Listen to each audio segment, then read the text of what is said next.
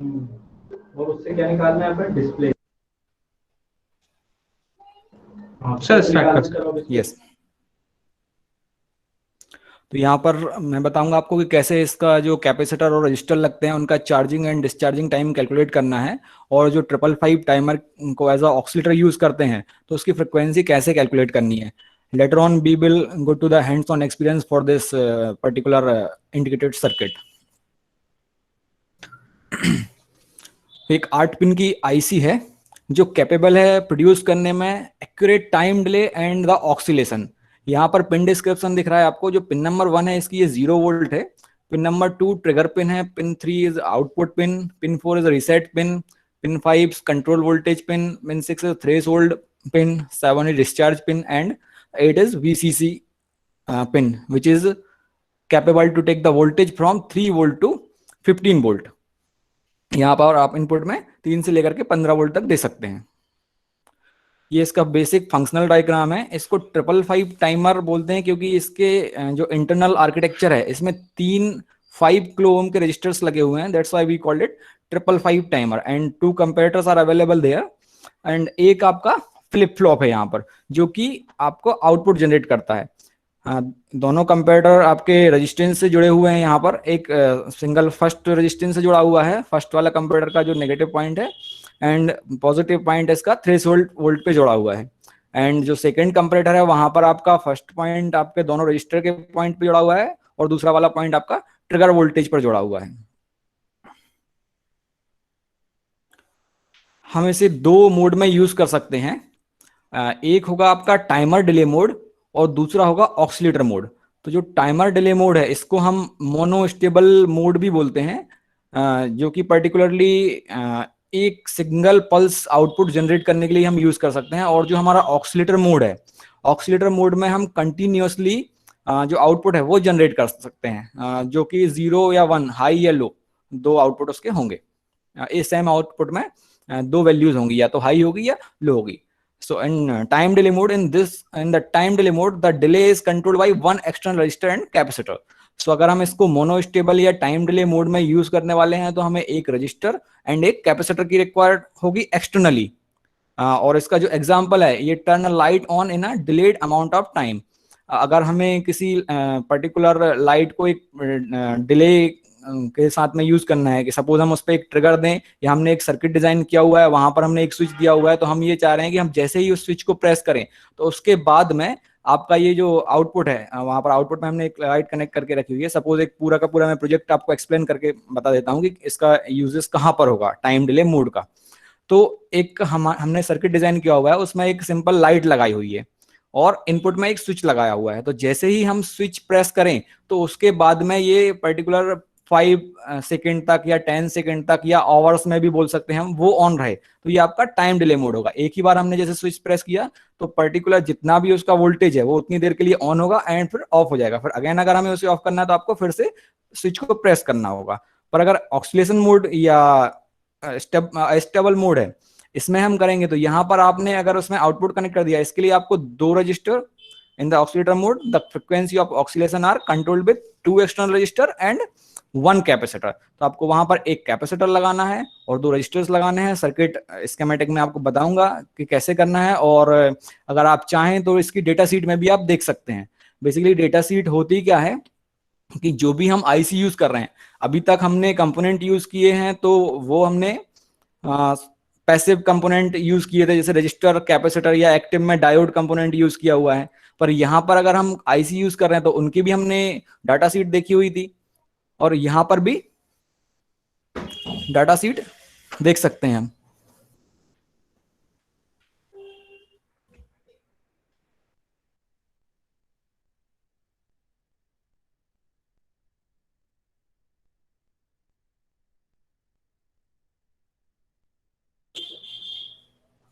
I am audible?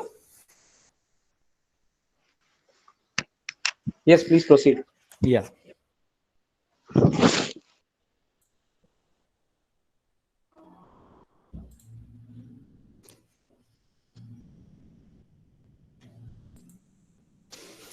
तो यहाँ पर जो हमारा ऑक्सीलेशन मोड या स्टेबल अस्टेबल मोड है, इसका एक एग्जांपल है अगर हमें एक एलईडी लाइट को कंटिन्यूअसली ऑन एंड ऑफ करना है तो हम वहां पर इसको अनस्टेबल मोड या ऑक्सीडेशन मोड में यूज कर सकते हैं। फॉर एग्जांपल अगर हम देखें कि जो हमारे रोड साइड में ब्लिंकर्स लगे होते हैं तो वहां पर भी उसके इंटरनल सर्किट में 555 टाइमर की जो आईसी है वो यूज होती है और उसको अनस्टेबल मोड में यूज करते हैं तो वो कंटिन्यूअसली ब्लिंक करते रहते हैं एक पर्टिकुलर फ्रिक्वेंसीज पर, जो कि उसका ऑन एंड ऑफ टाइम पहले से फिक्स होता है।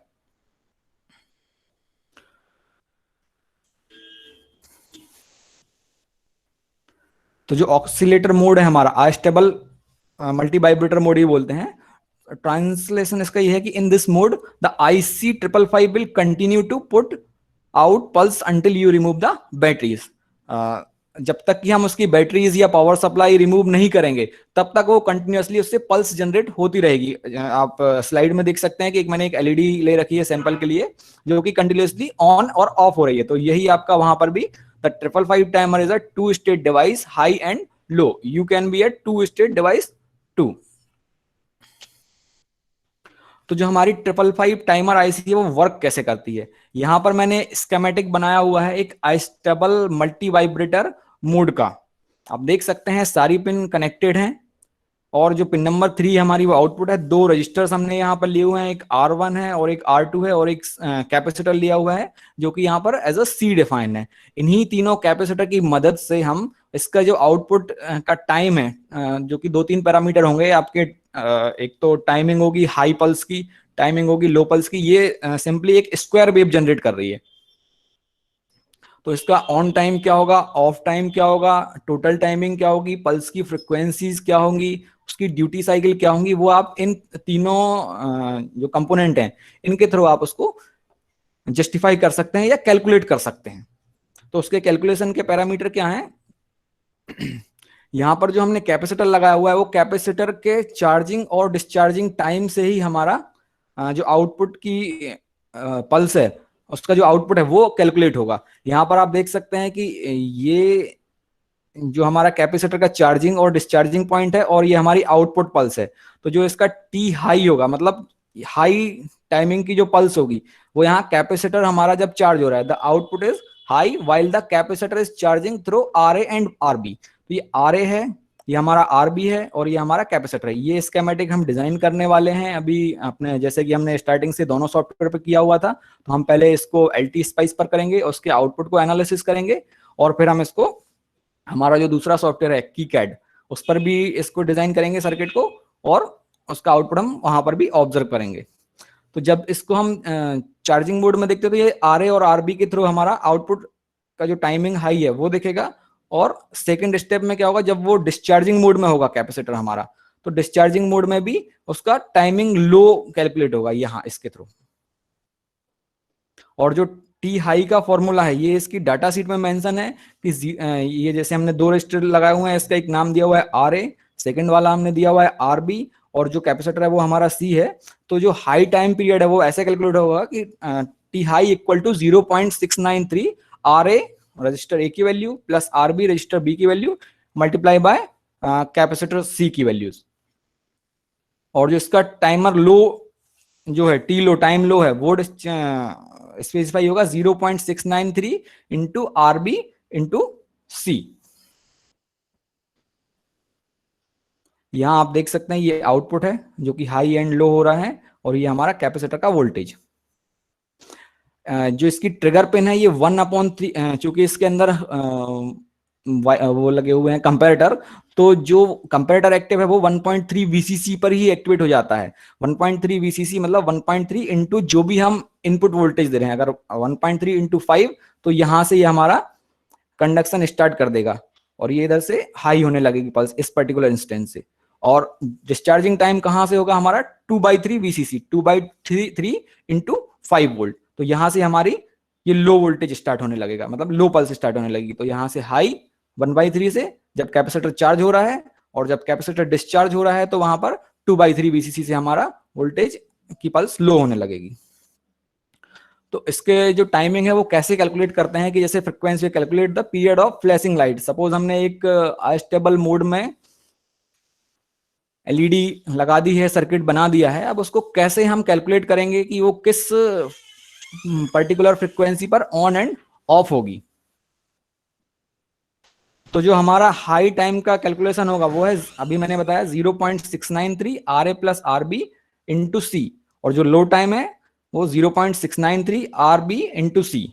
जो हाई टाइम टोटल टाइम होगा वो टी हाई प्लस टी लो होगा, और इसको हम ऐसे भी कैलकुलेट कर सकते हैं उसके दूसरे फॉर्मूले से। अभी हम मेन फोकस कैलकुलेशन पर नहीं करते हैं, हम अपने प्रैक्टिकल पर आते हैं कि कैसे प्रैक्टिकल करना है और कैसे इसका हमें आउटपुट देखना है। तो मैं वापस से अपने प्रैक्टिकल वाले सेशन पर आता हूं, क्योंकि थ्योरी तो आप सभी लोग जानते हैं कि कैसे होगा, और बाकी आगे भी हम इसको दूसरी जगह से पढ़ सकते हैं, या मैं पीपीटी शेयर कर दूंगा, उसमें से भी आप फॉर्मूलेज निकाल सकते हैं। यहां पर हम जिस भी आईसी पर काम करने वाले हैं तो हम क्या करते हैं, सबसे पहले उसकी डाटा शीट डाउनलोड कर लेते हैं। तो हम 555 टाइमर पर काम कर रहे हैं तो हम उसकी एक डाटा शीट डाउनलोड कर लेते हैं, जिससे कि हमें एक आइडिया मिल जाएगा कि कैसे हमें उसका सर्किट डिजाइन करना है। तो मैं यहाँ पर टाइप कर देता हूँ, आप लोग भी डाटा शीट डाउनलोड कर लें अपने एंड पर।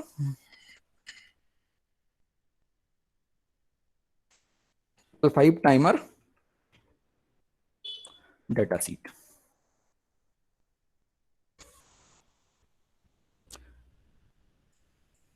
ये मैं टीआई से कर लेता हूँ, टेक्सास इंस्ट्रूमेंट से।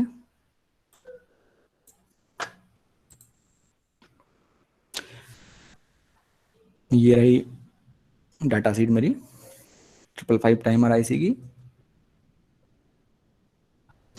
मार्केट में ये LM555 के नाम से ही मिलती है, या NE555 के नाम से भी मार्केट में आपको ये मिल सकती है। अगर आप उसका सर्किट को इम्प्लीमेंट करके देखना चाहें, अभी तो हम इसको सिमुलेट करके देख लेंगे, अगर आप इसको इम्प्लीमेंट करना चाहें तो बाद में आप इसको लेकर के यूज कर सकते हैं, अपने स्टूडेंट्स को, या दिखा सकते हैं कि कैसे ये वर्कआउट करती है। तो इसके जो मेन फीचर्स हैं वो डाटा शीट में मेंशन किए हुए हैं। जो भी मैन्युफैक्चरर है वो डाटा शीट बनाता है और इससे रिलेटेड जो भी डिटेल्स हैं वो इसमें डाल करके देता है। तो पहले तो ये रिप्लेसमेंट है SE555 या NE555 आईसी की। जो पहले आईसीज आती थी वो NE555 के नाम से आती थी, अभी जो आईसीज है वो LM555 के नाम से आ रही हैं। मैं जूम कर देता हूं, अगर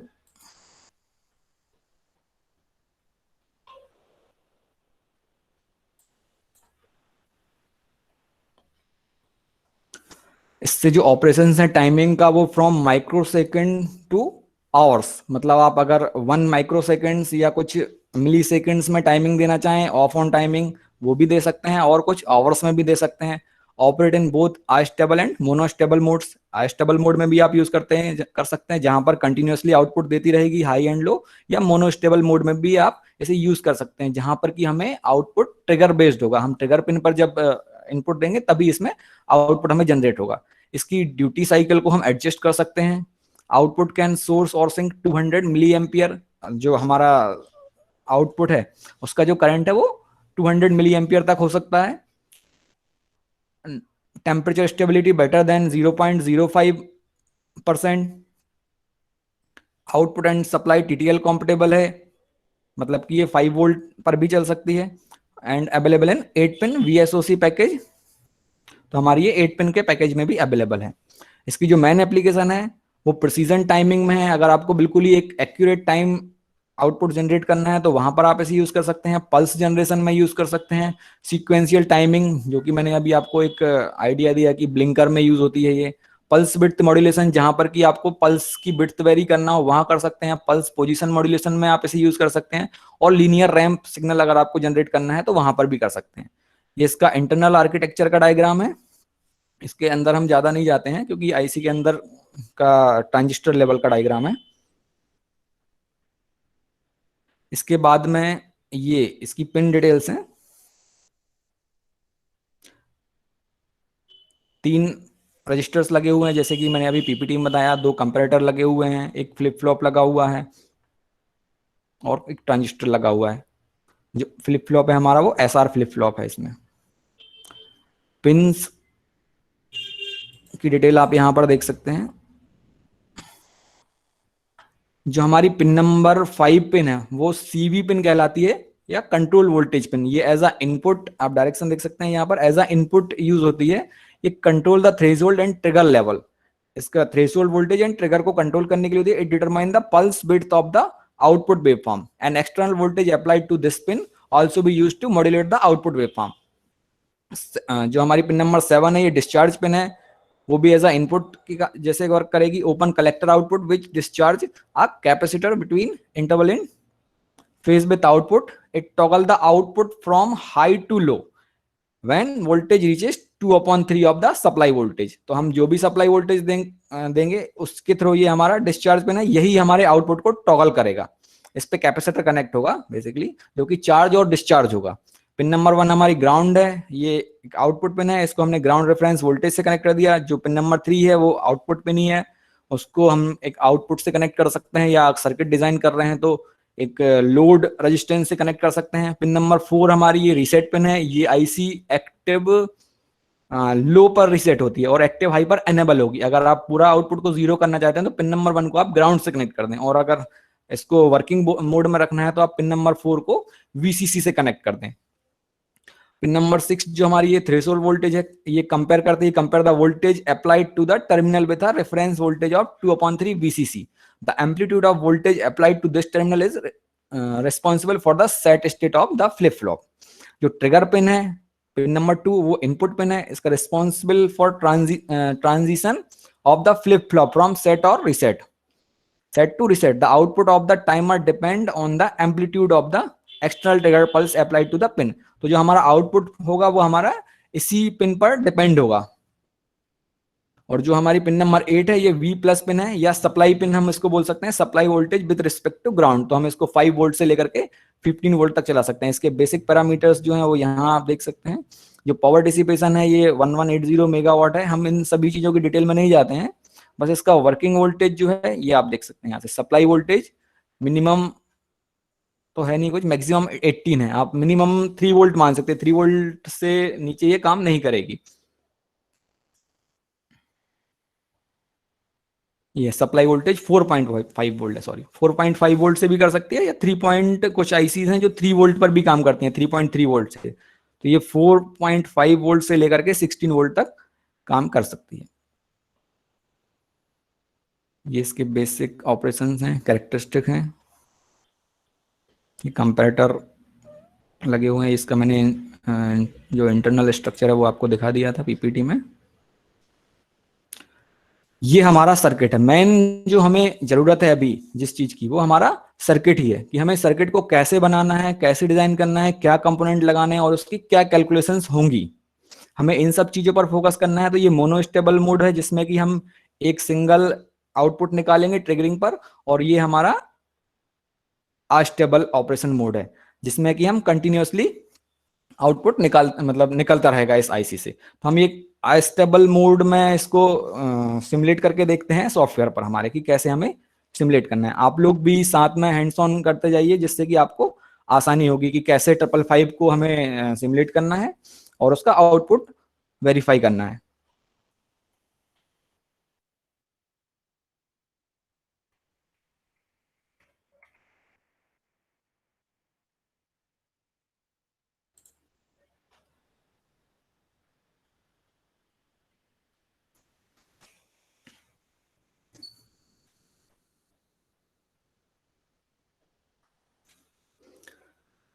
तो ये हमारा सर्किट है जिसको कि हमें डिजाइन करना है और सिमुलेट करके उसके आउटपुट देखना है कि कैसे हमारा आउटपुट जनरेट होगा। ये इसके आउटपुट्स हैं। जैसे ही हमारा कैपेसिटर चार्जिंग में आएगा तो इसका आउटपुट हाई होगा, जैसे ही चार्जिंग हमारा कैपेसिटर डिस्चार्जिंग मोड में होगा तो आउटपुट हमारा लो होगा। और ये इसकी कैलकुलेशंस हैं। यहाँ पर एक रेफरेंस के लिए डाटा सीट में दिया हुआ है कि हमें जो वैल्यूज लेनी है वो कितनी कितनी लेनी है, और अकॉर्डिंगली आपका आउटपुट आएगा। जैसे हम देख सकते हैं कि ये जो सर्किट है हमारा, मैं थोड़ा सा और जूम करता हूँ, अगर आपने डाटा सीट डाउनलोड कर लिया तो आप वहां से देख सकते हैं।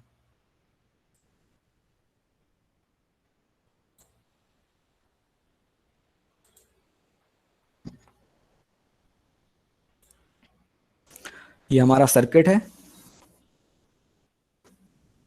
सारी पिंस कनेक्टेड हैं। यहाँ जो 3 हमारे कंपोनेंट हैं जो कि इसके आउटपुट फ्रिक्वेंसी को कंट्रोल करेंगे, RA, RB एंड C। ये तीनों हमने यहाँ पर दिए हुए हैं। आर ए की अभी यहाँ वैल्यू डिफाइन नहीं है, आर बी की भी वैल्यू डिफाइन नहीं है और सी की भी नहीं है। तो हमें क्या वैल्यूज रखनी है, वो चाहे तो हम अपने हिसाब से रख सकते हैं, कुछ भी वोल्टेज की रेजिस्टेंस की वैल्यू रख दें, कैपेसिटर की वैल्यू रख दें और अकॉर्डिंगली हमारा वोल्टेज जनरेट हो जाएगा। और अगर नहीं तो जो डाटा शीट में मेंशन है कि आप टेस्टिंग के लिए ये यूज कर सकते हैं, तो यहाँ पर देख सकते हैं आपकी जो हमारा वोल्टेज है वीसीसी वो 5 वोल्ट रखना है हमें, जो आर ए है वो हमें 3.9 किलो ओम रखना है, जो आर बी है वो 3 किलो ओम रखना है और जो हमारा सी है वो हमें 0.01 माइक्रोफेराड रखना है। और जो हमारी कैलकुलेशंस होंगी उसके अकॉर्डिंगली वो इस टाइप से होंगी कि हमारा जो T1 होगा हाई टाइम, जो T2 होगा लो टाइम, टोटल टाइमिंग होगी, फ्रिक्वेंसी होगी और ये ड्यूटी साइकिल्स, ये हमारे आउटपुट उसके थ्रू जनरेट होकर के आएंगे। तो ये कैसे करना है आप ये देख लीजिए एल टी स्पाइस पर। पहले हम एल टी स्पाइस पर देखते हैं और उसके बाद में हम इसको हमारे जो कीकैड सॉफ्टवेयर है उस पर देखेंगे। ये सर्किट डिजाइन करना है बेसिकली अस्टेबल मोड के लिए।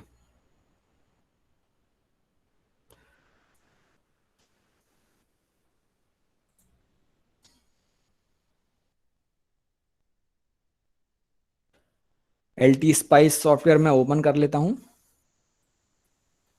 आप लोग भी ओपन कर लीजिए और कंपोनेंट को प्लेस कर लीजिए कि कौन सा कंपोनेंट हमें कहां पर रखना है।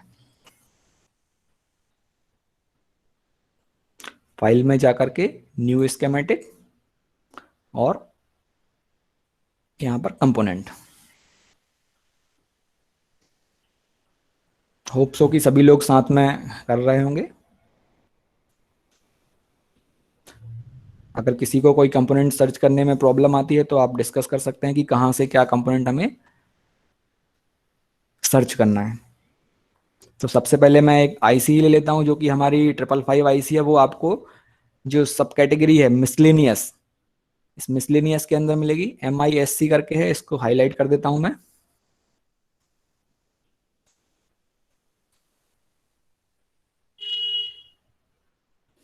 इस पर डबल क्लिक करना है मिसलेनियस पर।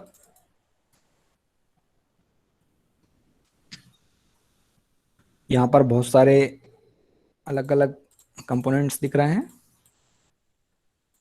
हमें ये NE555, जैसे ही मैंने उस पर क्लिक किया तो यहाँ पर मुझे उसका जो फुटप्रिंट है या स्केमेटिक की डिजाइन है वो दिखने लगी कि कैसे आईसी दिखेगी, कौन सी पिन होंगी उसकी, कहाँ कहाँ पर क्या पिन है और क्या नाम है उनका, ये यहाँ पर दिख रहा है हमें।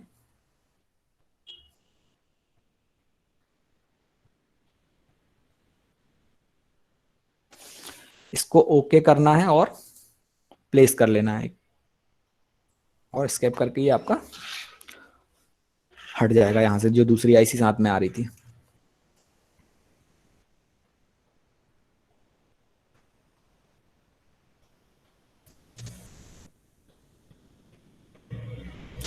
हाँ, सभी लोगों की आईसी आ गई है 555, या किसी को कोई प्रॉब्लम है तो आप पूछ सकते हैं।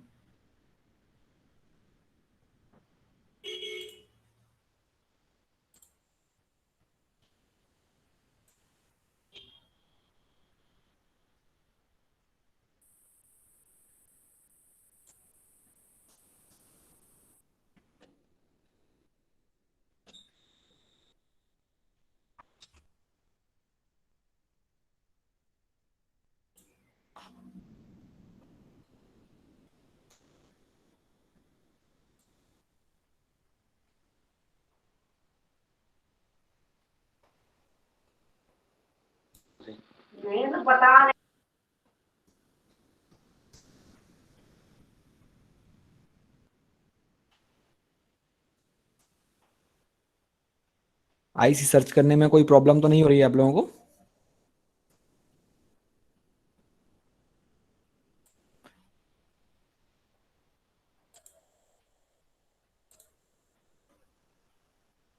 आई एम ऑडेबल?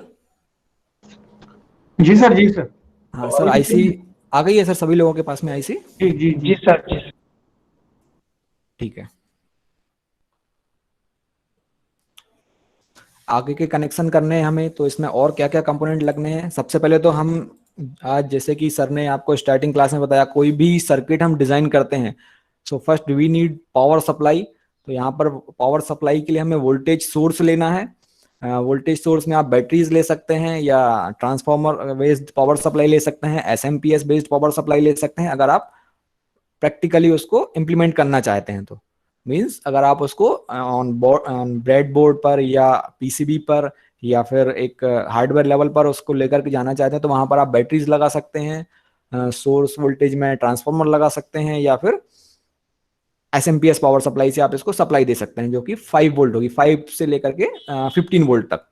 यहाँ पर हमारे पास में जो ऑप्शंस हैं वो है वोल्टेज सोर्स, हमने पहले भी लिया हुआ था, तो कंपोनेंट पर क्लिक करते हैं।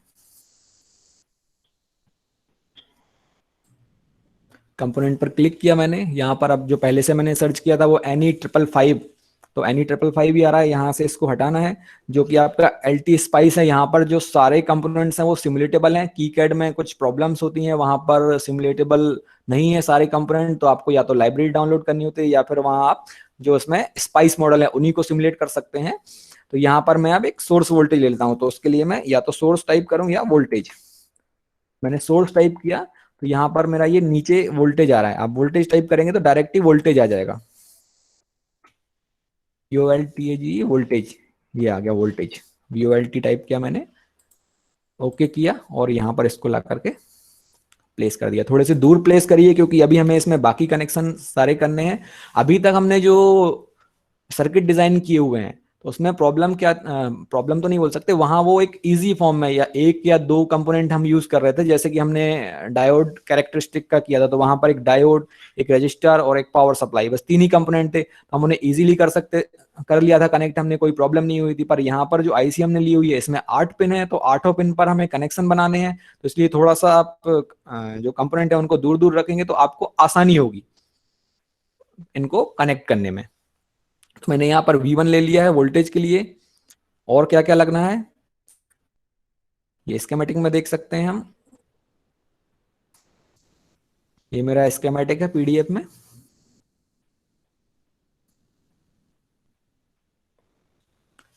जब भी वोल्टेज सोर्स लगाएंगे तो उसके साथ में हमें ग्राउंड लगाना है, या ये कहें कि सारे सारे सर्किट में हमें ग्राउंड लगाना ही है, तो हम यहाँ पर एक ग्राउंड ले लेते हैं।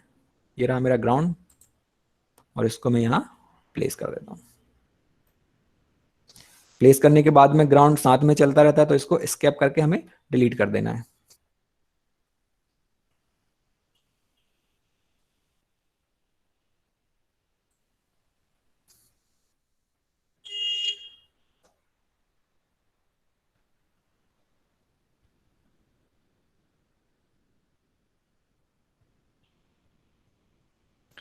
तो हमने ग्राउंड भी ले लिया है। अब वायर कनेक्शन लेकर के हमें इसके कनेक्शंस करने हैं, तो मैंने वायर पे क्लिक किया, और ये पहले तो ग्राउंड जो हमारा वोल्टेज सोर्स है उसका नेगेटिव एंड को हमने ये जो ग्राउंड है इससे कनेक्ट कर दिया।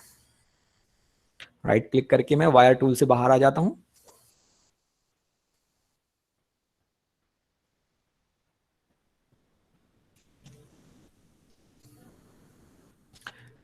इसी ग्राउंड को हमें इसकी पिन नंबर 1 जो कि ग्राउंड है इससे कनेक्ट करना है।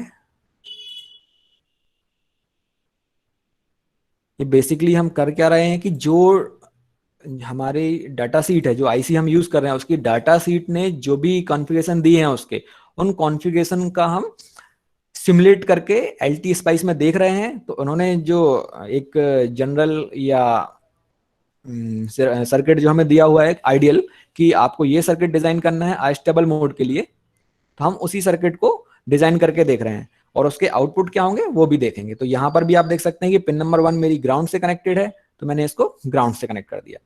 पिन नंबर 5 वोल्ट पर हमारा एक कैपेसिटर लगा हुआ है जो कि ग्राउंड से कनेक्टेड है। तो ऐसे करके आप, ये जैसे मैं इस आईसी का बता रहा हूं, आप दूसरी आईसी जो इसमें अवेलेबल हैं स्पाइस मॉडल में उनको यूज कर सकते हैं, और उनका भी सिमुलेशन करके रिजल्ट्स देख सकते हैं। इसीलिए मैंने डाटा सीट ओपन की है, जिससे कि आपको रेफरेंस मिलेगी कैसे हम सर्किट डिजाइन करते हैं, या हमारे माइंड में कहाँ से आता है कि क्या सर्किट बनाना है और कैसे उसका आउटपुट वेरीफाई करना है। यहाँ पर भी VCC लगा हुआ है प्लस में, तो VCC इसलिए लिखा हुआ है कि आप जितना भी चाहे वोल्टेज अप्लाई कर सकते हैं उसमें, जो कि उसमें मेंशन्ड है उसका मैक्सिमम वोल्टेज। यहाँ पर अलग से पावर सोर्स नहीं लगा हुआ है, जो कि हमने यहाँ लगा दिया है सर्किट में। तो मैंने यहां पर ग्राउंड को कनेक्ट कर दिया है इससे। जो हमारा वी पॉजिटिव टर्मिनल है ये हमारा वीसीसी से कनेक्ट होगा। ये देखिए ये वीसीसी कहाँ कहाँ पर जा रहा है, वीसीसी हमारा पिन नंबर 8 पर जा रहा है जो कि वीसीसी पिन है, और पिन नंबर 4 पर जा रहा है जो कि हमारी रीसेट पिन है आईसी की। तो रीसेट पिन को भी हमें अगर आईसी को एनेबल मोड में रखना है तो उसको पिन नंबर 4 को हमें वीसीसी से कनेक्ट करना होगा। अदरवाइज अगर हम इसको ओपन छोड़ देंगे तो वो ओपन स्टेट में रहेगी, कभी हाई कभी लो हो सकती है वो। तो हमें इसको ओपन नहीं छोड़ना है, इसको पिन नंबर 4 से सीधा वीसीसी पर कनेक्ट करना है। तो मैं पिन नंबर 4 और 8 को आपस में ज्वाइंट कर देते हैं इसको, और ले जाकर के इनको वीसीसी पर कनेक्ट कर देते हैं। तो ये मेरी पिन नंबर 4 है रीसेट। पहले वायर 2 ले लेते हैं।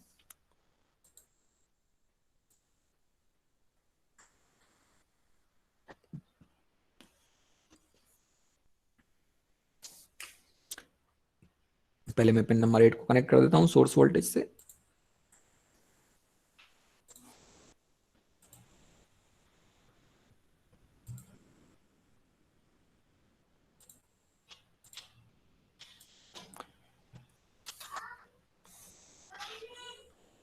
और अब मैं फिर से इसको पिन नंबर 4 को भी कनेक्ट कर देता हूं वीसीसी से। तो ये हमारे कनेक्शन हो गए हैं। मैं थोड़ा सा जूम कर देता हूं, आप लोगों को भी इजीली दिख जाए। और ये आप अपने एंड पर भी कर लीजिए कनेक्शंस। अभी हमने सिर्फ पावर सप्लाई के कनेक्शन किए हुए हैं जिसमें वीसीसी और ग्राउंड इस दोनों को ही कनेक्ट किया हुआ है।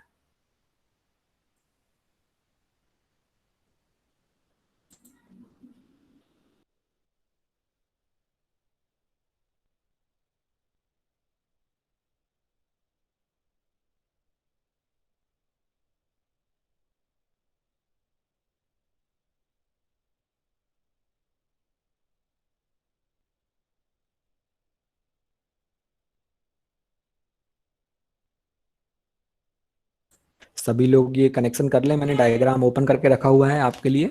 अगर कोई इशू आ रहा है तो आप मुझे बता दीजिए।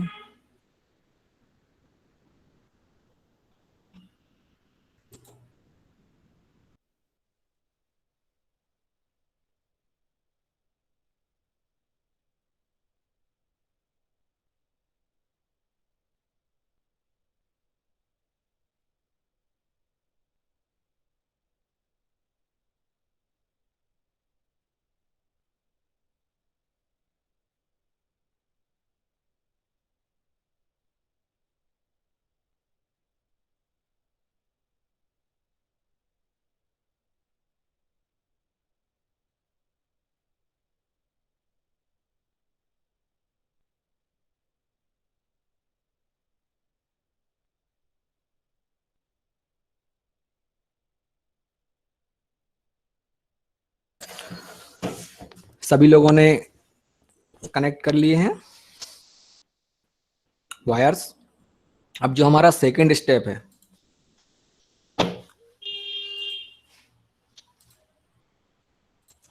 अकॉर्डिंगली सर्किट हमें क्या करना है, पिन नंबर 2 को पिन नंबर 6 से कनेक्ट करना है। यहां देख सकते हैं pin number 2 and pin number 6 connect है आपस में। तो हम पिन नंबर 2 को पिन नंबर 6 से कनेक्ट कर देते हैं।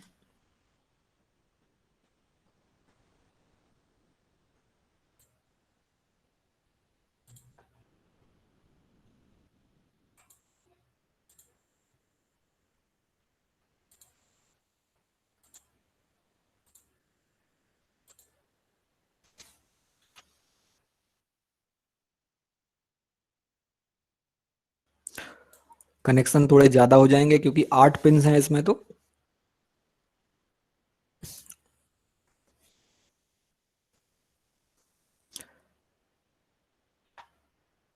नेक्स्ट स्टेप में हमें 2 रजिस्टर लेने हैं जो कि आर ए और आर बी होंगे। उसका आर ए का एक टर्मिनल हमारा वीसीसी से कनेक्ट होगा और आर ए का दूसरा टर्मिनल हमारा पिन नंबर 7 से कनेक्ट है। तो मैं यहाँ पर 2 रजिस्टर ले लेता हूँ सॉफ्टवेयर में।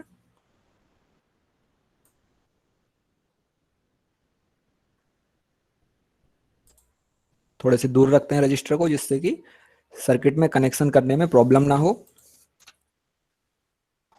वायर लेते हैं, R1 जो है मेरा वो सर्किट के हिसाब से RA है, तो R1 का मैं यहाँ से इसको VCC पर कनेक्ट कर देते हैं इसको, और उसका जो दूसरा टर्मिनल है उसको मैं पिन नंबर 7 से कनेक्ट कर देता हूँ, डिस्चार्ज पिन है जो कि हमारी।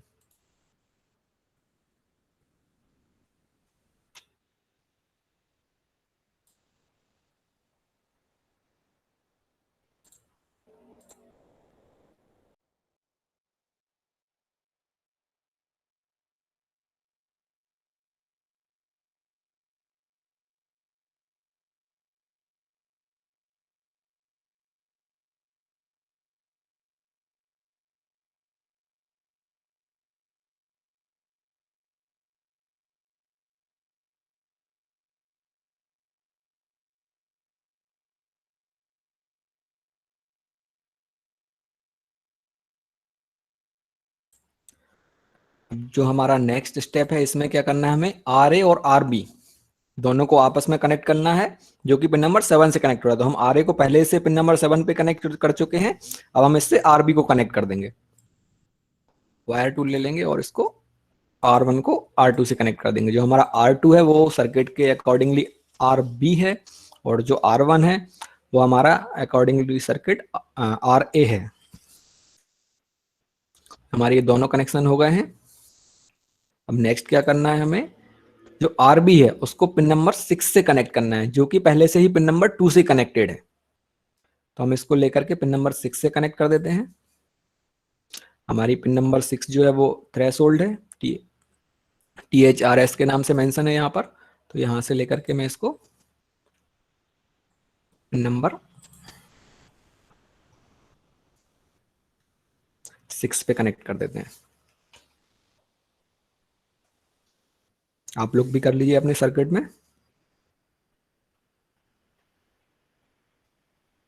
थोड़ा सा जूम कर देता हूँ जिससे कि और इजीली दिखने लगे आपको कनेक्शन। कनेक्शन करते टाइम पर याद रखें आपकी ये जो इस टाइप से पॉइंट कनेक्ट कर रहे हैं, तो जहां भी कनेक्शन बनेंगे, अगर वायर से वायर कनेक्ट हो रहा है तो वहां पर आपको ब्लू कलर का ऐसा डॉट अपीयर होगा। इसका मतलब ये है कि आपका कनेक्शन प्रॉपर बन चुका है। और ऐसे ही आप जब आईसी की पिन या कोई भी कंपोनेंट पर कनेक्ट करेंगे तो वहां पर आपको सीधे आईसी से कनेक्ट हो जाएगा, कोई अलग से।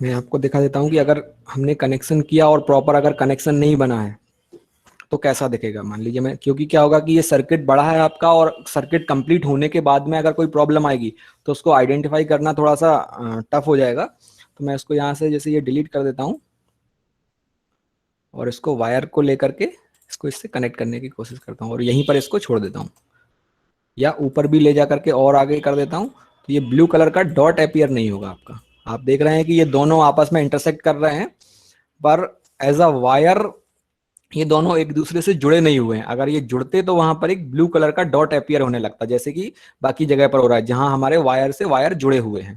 तो मैं इसको डिलीट करके वापस से कनेक्शन कर देता हूँ।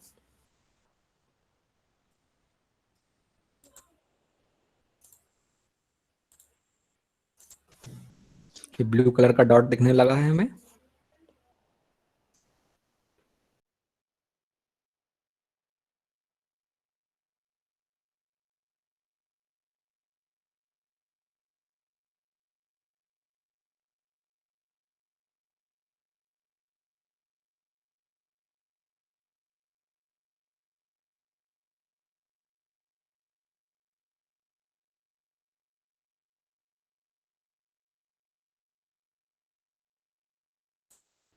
सभी लोगों के इतने कनेक्शन हो गए हैं, किसी को कुछ प्रॉब्लम तो नहीं आ रही है? अगर आ रही है तो आप शेयर कर सकते हैं।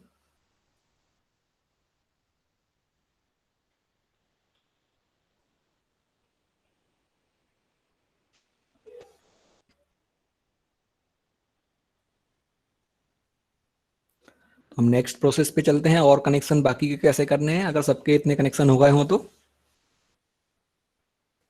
थोड़ा सा मैं रिस्पॉन्स आप लोगों की तरफ से भी चाहूंगा, क्योंकि मुझे इससे पता चलता रहे कि आप लोग कनेक्शन कर रहे हैं, सर्किट बना रहे हैं या नहीं, अगर किसी को कुछ प्रॉब्लम आ रही है या नहीं आ रही है।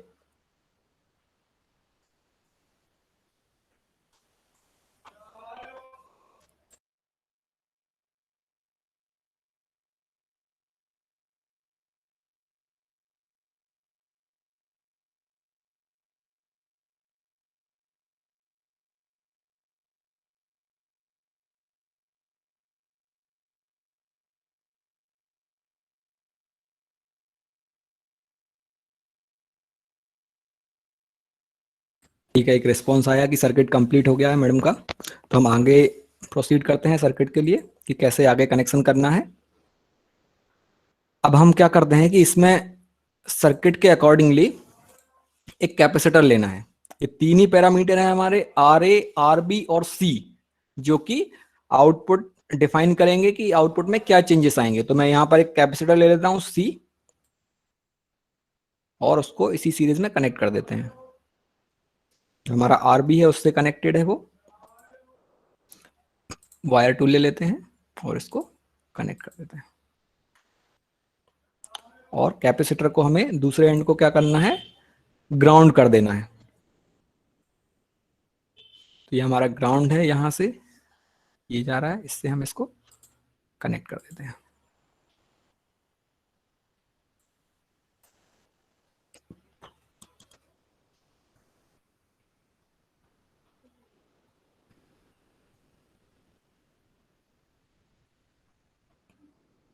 कैपेसिटर को मैंने ग्राउंड से कनेक्ट कर दिया है, R1 और R2 को आपस में कनेक्ट कर दिया है, R2 को कैपेसिटर से कनेक्ट कर दिया है, R1 के एक टर्मिनल को VCC से कनेक्ट कर दिया है, जो दूसरा टर्मिनल है उसको पिन नंबर 7 जो कि डिस्चार्ज पिन है उससे कनेक्ट कर दिया है।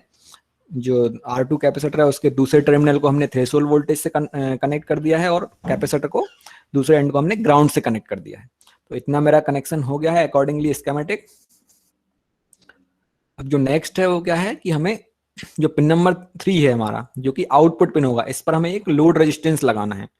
पिन नंबर 3 आउटपुट है, इस पर हमें एक लोड रेजिस्टेंस लगाना है और उसको हमें VCC से कनेक्ट कर देना है। आप चाहें तो ये दूसरे वाले RL को छोड़ सकते हैं और चाहें तो लगा भी सकते हैं। तो यहाँ पर हम क्या करते हैं, एक रजिस्टर और ले लेते हैं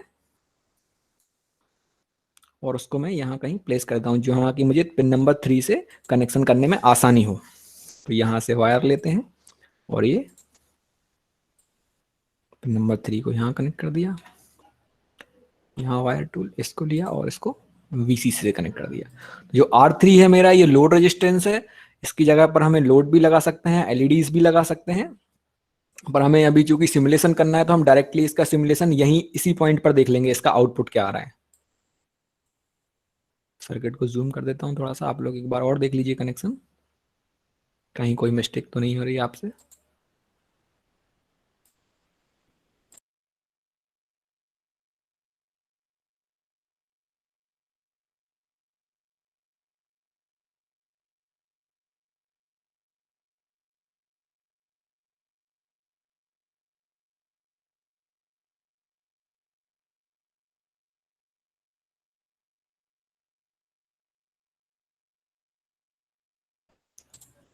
इतने कनेक्शन हमारे हो गए हैं। अब हम क्या करते हैं कि इसमें वैल्यू प्रोवाइड करा देते हैं, जो जो भी, या अनुपेंद्र सिंह सर, आप सेपरेट ग्राउंड भी ले सकते हैं, पर आपको करना क्या है कि आपस में दोनों ग्राउंड को कॉमन करना ही है। अगर आप चाहें तो ये वाला ग्राउंड एक और कॉपी करके और यहाँ पर लगा सकते हैं, ये वायर आप डिलीट भी कर सकते हैं, उससे कोई इशू नहीं होगा। बाकी ग्राउंड आपस में कॉमन ही रहेगा, क्योंकि एक डिजिटल सर्किट है और डिजिटल सर्किट में आपको सारे ग्राउंड कॉमन रखने पड़ते हैं। यहाँ आपको ग्राउंड कॉमन रखना होगा। आप चाहें तो सेपरेट ले सकते हैं। ये ग्राउंड का सिंबल यहाँ से इस टाइप से मैं दिखा देता हूँ कैसे। इसको मैं डिलीट कर देता हूँ और ये ग्राउंड को आप यहाँ ऐसे भी प्लेस कर सकते हैं,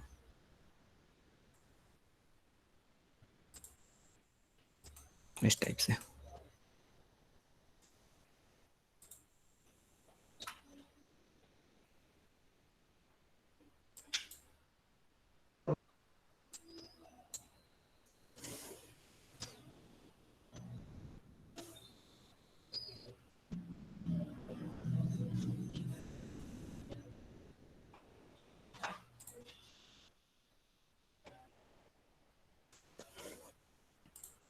तो हमारा इतना सर्किट बन करके कंप्लीट हो गया है।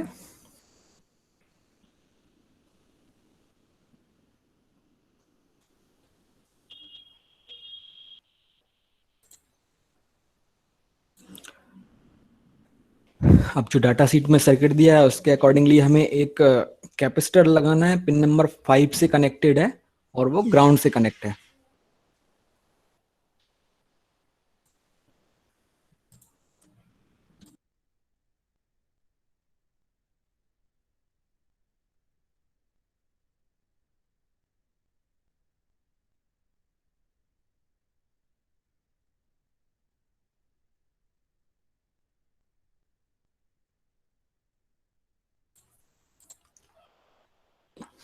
ये हमने कनेक्शन कर दिया है यहाँ पर। आप लोगों को सॉफ्टवेयर दिख रहा है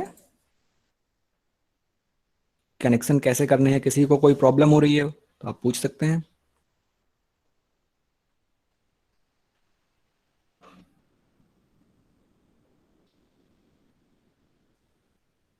आई एम ऑडेबल एंड विजिबल?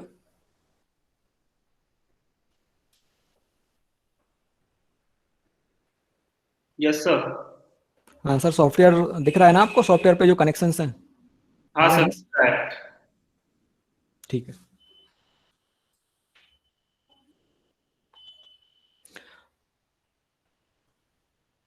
इतने कनेक्शन सभी लोगों के हो गए होंगे।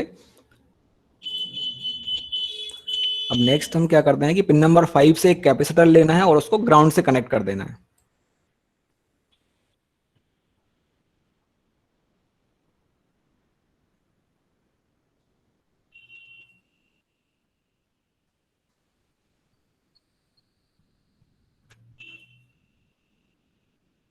तो यहाँ पर एक कैपेसिटर और ले लेते हैं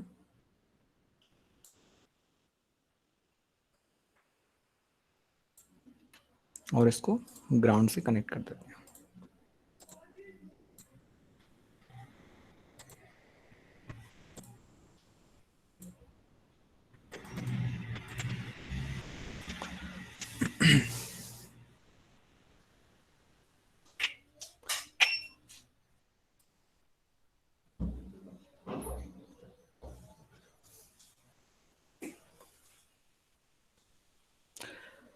ऑलमोस्ट सारे कनेक्शन हमारे हो गए हैं इसमें।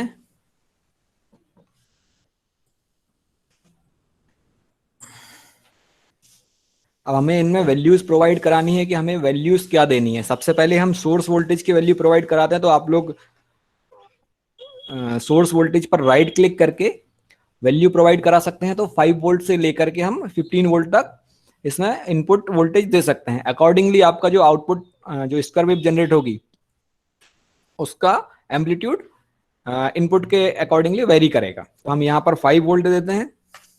वोल्टेज यूनिट पहले से है तो मैंने 5 डाल दिया, ओके कर दिया है। यहाँ 5 लिखा हुआ आ गया। लोड रेजिस्टेंस हम अपने अकॉर्डिंगली लगा सकते हैं। तो मैं यहाँ पर हाई लोड का एक रेजिस्टेंस लगा देता हूँ। इसको मैं 10 के कर देता हूँ। ये पहले से ओम्स में है तो मैं इसको 10 के कर देता हूँ। और अब ये हमारे 3 पैरामीटर, एक और है अभी जो सीबी है, पिन नंबर 5 से कनेक्टेड है, जो ये पहले से इसमें दिया हुआ है कि हमें इस पे कितना देना है, 0.01 माइक्रोफेरेड। तो 0.01 माइक्रोफेरेड देने के लिए आप राइट क्लिक करेंगे और यहाँ पर 0.01 और माइक्रोफेरेड के लिए आप डालेंगे यू। जैसे ही आप यहाँ यू टाइप करके ओके करेंगे तो यहाँ पर ये ऑटोमेटिकली इसको म्यू बना देगा, मतलब माइक्रोफेरेड। तो हमने 0.01 माइक्रोफेरेड वैल्यूज दे दी है। अब 3 रजिस्टर्स हैं हमारे पास, R1 R2, सॉरी 2 रजिस्टर हैं, R1 और R2, और तीसरा कैपेसिटर है C1। तो सर्किट में हमारे ये हैं RA और RB और C। तो हमें क्या सिलेक्ट करना है, क्या वैल्यूज डालनी है, ये पहले से इन्होंने डाटा शीट में मेंशन किया हुआ है और अकॉर्डिंगली पूरा कैलकुलेशन करके भी दिखाया है, नीचे देख सकते हैं। और उसके आउटपुट रिजल्ट्स भी दिखाए हैं। जो रिजल्ट्स हम देखने वाले हैं वो यहाँ पर दिखाए हुए हैं। तो जो हमारा RA है या R1 है वो 3.9 है। VCC हमने 5 वोल्ट दे दिया है। RA को हमें 3.9 किलो ओम्स देना है। तो इस पे RA मतलब R1, इस पे राइट क्लिक करते हैं, 3.9 किलो ओम के और ओके कर देना है। जो R2 है उस पर हमें देना है 3 किलो ओम। आप चाहें तो दूसरी वैल्यूज भी दे सकते हैं, अकॉर्डिंगली आपका जो आउटपुट है उसकी पल्स चेंज हो जाएगी, फ्रीक्वेंसी चेंज हो जाएगी, ड्यूटी साइकिल्स चेंज हो जाएंगी। तो आरबी जो हमारा है उसे 3 किलो ओम देना है।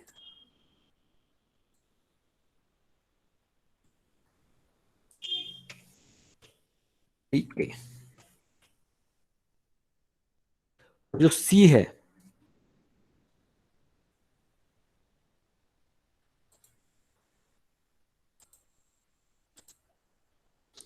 सी पर हमें 0.01 माइक्रोफैराड, तो 0.01 यू।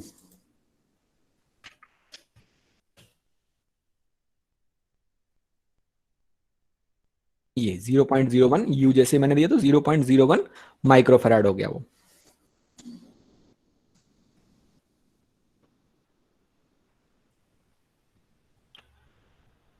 सभी लोगों ने वैल्यूज प्रोवाइड करा दी होंगी।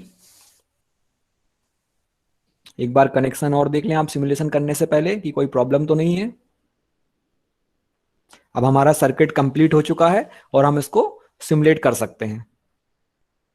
सारी वैल्यूज हमने प्रोवाइड करा दी हैं, जो भी वैल्यूज इंसर्ट करनी थी। वोल्टेज में 5 वोल्ट, R1 में 3.9 किलो ओम, R2 में 3 किलो ओम, C1 0.01 माइक्रोफैराड और C2 भी हमारा बाय डिफॉल्ट 0.01 माइक्रोफैराड ही जो कि सर्किट में दिखाया गया था, वो हमने दे दी है वैल्यू 0.01 माइक्रोफैराड।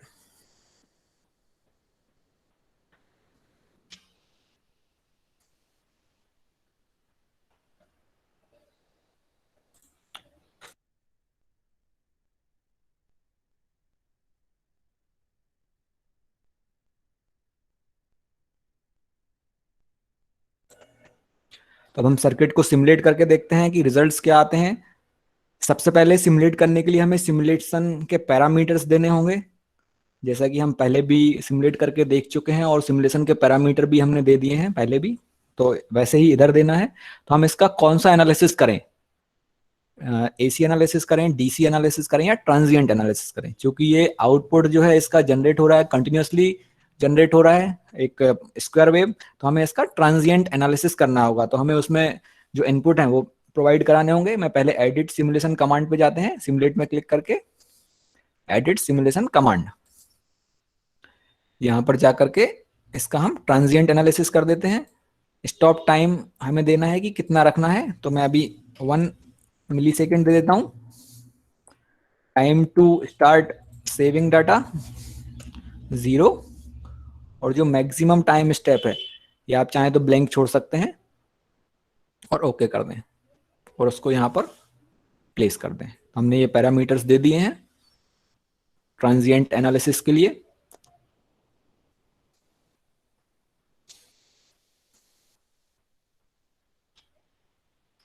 अब हम इसको रन करते हैं। तो रन करने के लिए सिमुलेट में जाना है और रन। जैसे ही मैं इसको रन करा तो ये एक विंडो ओपन होकर के आ गई। अब हमें इसमें आउटपुट जो है हमें वो देखना है, तो विंडोज पर अभी कुछ भी नहीं दिख रहा है, ब्लैंक दिख रहा है पूरा। मैं इसके आउटपुट पर ले जा करके जो प्रोब है उसको क्लिक कर देते हैं। यहाँ पर आप आउटपुट देख सकते हैं, जो हमारी स्क्वायर वेव है उसका आउटपुट आपको यहाँ पर दिख जाएगा। जो उसका एम्पलीट्यूड है वो 5 वोल्ट है, जो उसकी फ्रिक्वेंसी है वो अकॉर्डिंगली जो डाटा सीट में दी हुई है फॉर्मूले के हिसाब से वो जनरेट होकर के आ रही है। ये इसका फॉर्मूला है।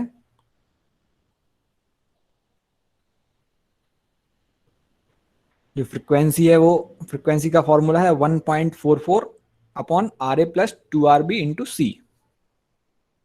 और जो टाइम पीरियड का है वो है T1 + T2। T1 का है वो है 0.693 RA+RB × C, एंड T2 का है 0.693 RB × C।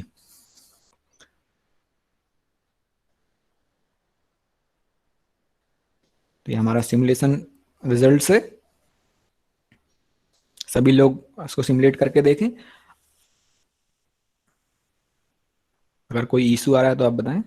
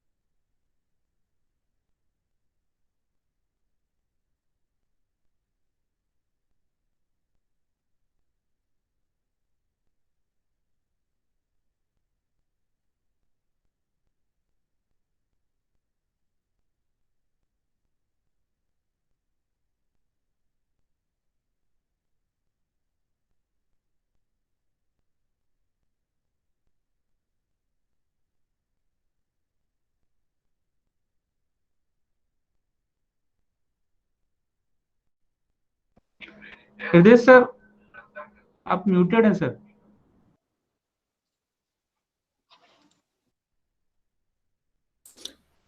Okay sir.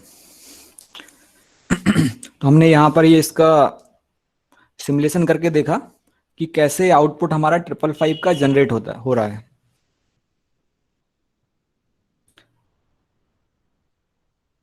सभी लोगों का आउटपुट आ गया होगा? किसी को कोई प्रॉब्लम? ये हमारा आउटपुट है, आउटपुट वेवफॉर्म जो कि स्क्वायर वेव में दिखा रही है। ये इसकी ड्यूटी साइकिल्स है, ये इसका ऑफ टाइम है, ये इसका ऑन टाइम है, ये इसका टोटल टाइम है। और यहाँ से हम इसकी टाइमिंग से फ्रिक्वेंसी कैलकुलेट कर सकते हैं, जो कि हमारे डाटा शीट में दिए हुए फॉर्मूले से कोरिलेट करेगी।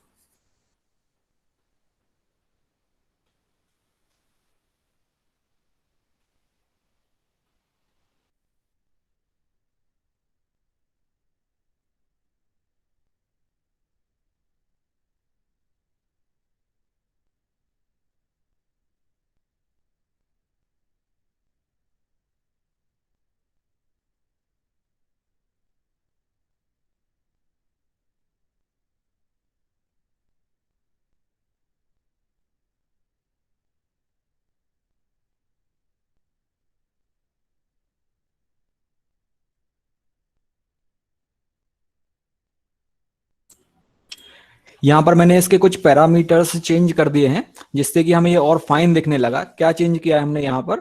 जो स्केलिंग है ये हमने चेंज कर दी है। यहाँ पर अगर इसकी जो आउटपुट पहले हमें दिख रहा था वो सिर्फ 5 वोल्ट तक दिख रहा था, तो हमें प्रॉपर स्क्वायर वेव नहीं दिख पा रही थी। तो हमने पहले इसका जो वाई एक्सिस है, वाई एक्सिस का चेंज कर दिया है राइट क्लिक करके यहाँ से। और जो टॉप था हमारा, ये हमने 7 वोल्ट दे दिया।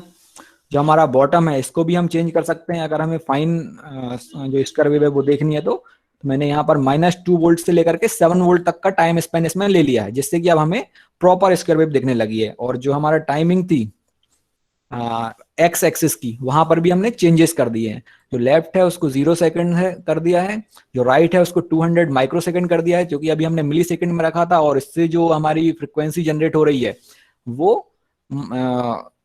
हर्ट्ज में है, और जो टाइम है हमारा वो माइक्रो सेकंड में आ रहा है। तो हमने यहाँ पर इसको माइक्रो सेकंड में चेंज कर दिया। राइट क्लिक करके लेफ्ट को 0 सेकंड, टिक जो हमारा है उसको 1 माइक्रो सेकंड, और जो राइट है इसको 200 माइक्रो सेकंड कर दिया।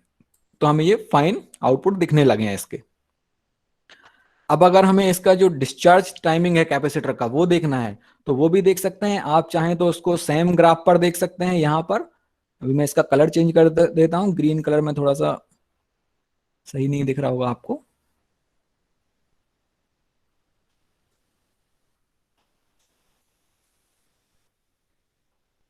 यहाँ पर जाकर के इसको कलर चेंज कर देता हूँ, ये सिर्फ दिखाने के लिए आपको कि कलर कैसे चेंज होता है और आपको प्रॉपर आउटपुट दिखने लगेंगे। ग्रीन कलर में प्रॉपर दिख नहीं रहा था, हम इसको कोई ऐसा कलर ले लेते हैं जो कि हाईलाइट हो।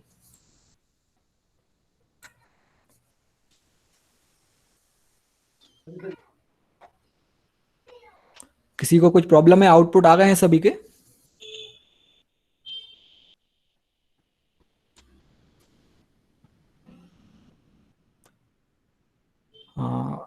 एडिट सिमुलेशन कमांड रिपीट करने का पूछा है, मैं बता देता हूं आपको कैसे करना है। एक बार फिर से क्लोज कर देता हूं इसको। English. Okay, just delete that command we have provided .trans01 and go to the simulation command. Click on simulate, go to the edit simulation command and provide the input for transient analysis. The stop time is 1 millisecond time to saving data is 0 second, and we can leave the maximum time step, or you can provide 1 if you required, and press OK, and then click here on dot trans and go to the simulation command and click on run. Now simulation has been run here. So we have to check the output. So we will click here on out. It will show us the results.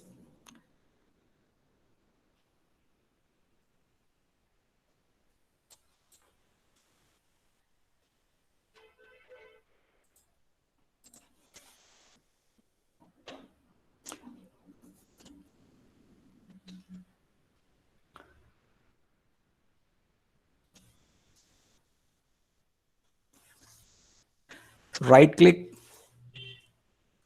on the scale menu and provide the voltage here, 7 volt, and bottom voltage we will provide in minus. So minus 2 volt or minus 5 volt we can provide, and click OK. So it will show us the fine waveform of square wave.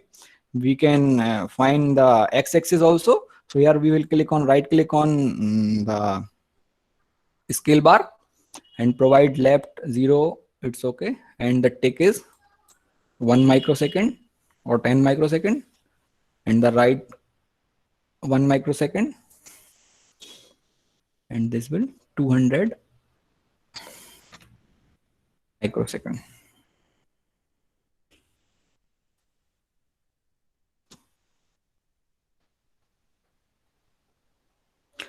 ये हमारे results दिखने लगे हैं यहाँ पर.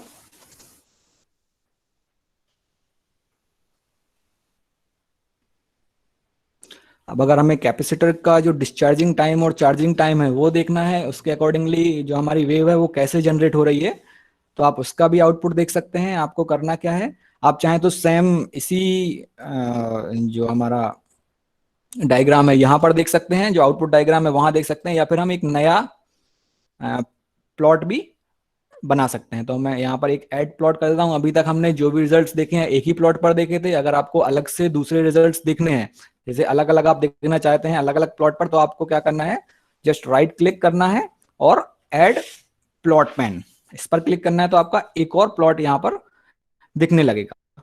अब आपको उसको सिलेक्ट करना है और जो भी आउटपुट आपको देखना है आप क्लिक कर सकते हैं.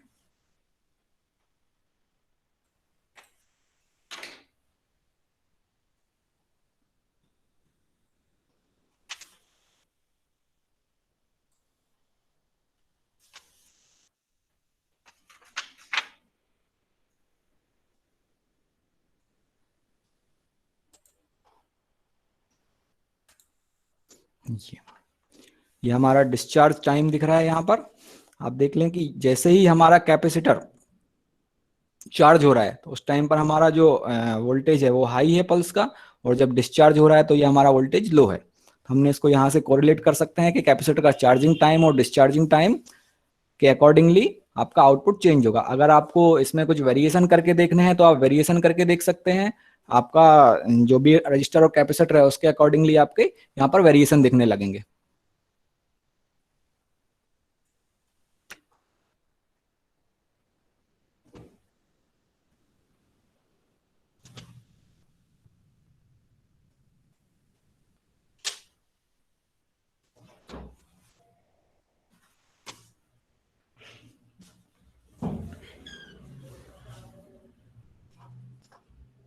हृदय सर, कैपेसिटर डिस्चार्ज का कलर चेंज कर दीजिए.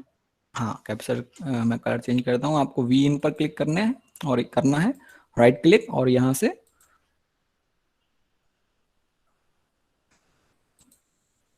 अगर आपको थोड़ा सा बड़ा करके देखना है, देखने में प्रॉब्लम हो रही है, तो मैं यहाँ पर इसको मैक्सिमाइज कर देता हूँ.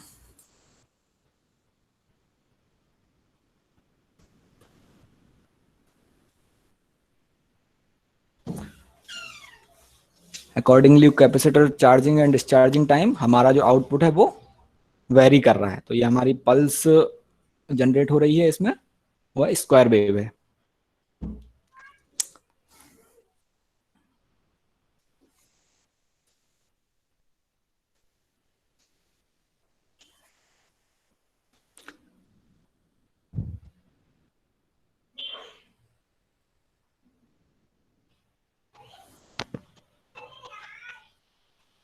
हमने ये आउटपुट जनरेट करके देखा और कैसे 555 को सिमुलेट करते हैं ये हमने यहाँ पर देख लिया। अगर आपको कुछ कैलकुलेशंस करने हैं, जैसे कि अभी ये डाटा शीट में कैलकुलेशंस हैं इसके, आप चाहें तो यहाँ से कैलकुलेट कर सकते हैं, और एल्स आपके पास में कुछ रेडीमेड कैलकुलेटर्स हैं जो कि हमें ऑनलाइन अवेलेबल हैं, आप वहां से भी इनको देख सकते हैं। तो मैं यहाँ पर 555 आइस्टेबल कैलकुलेटर 555 आइस्टेबल कैलकुलेटर को हम ओपन करके और यहाँ से अकॉर्डिंगली हमें जितनी भी फ्रिक्वेंसी, ये हमारा वही सर्किट है जो हमने डिजाइन किया हुआ है, और यहाँ हम इनपुट पैरामीटर प्रोवाइड कराएंगे, सपोज जो भी हमने दिए हुए हैं, या हम दे करके उसको सिमुलेट कर सकते हैं जो भी वैल्यूज हमें देनी है। अभी हमने कैपेसिटर को 0.01 माइक्रोफैराड दिया हुआ है, रेजिस्टेंस 1 को हमने 3.9 के दिया हुआ है, और रेजिस्टेंस 2 को हमने 3 किलो ओम दिया हुआ है। यहाँ से हम इसको कैलकुलेट कर सकते हैं कि जो हमारा हाई टाइम है वो क्या होगा। जो हाई टाइम है वो 47 माइक्रोसेकंड के अप्रॉक्स आएगा, जो लो टाइम है वो 20.79 माइक्रोसेकंड के आएगा अप्रॉक्स।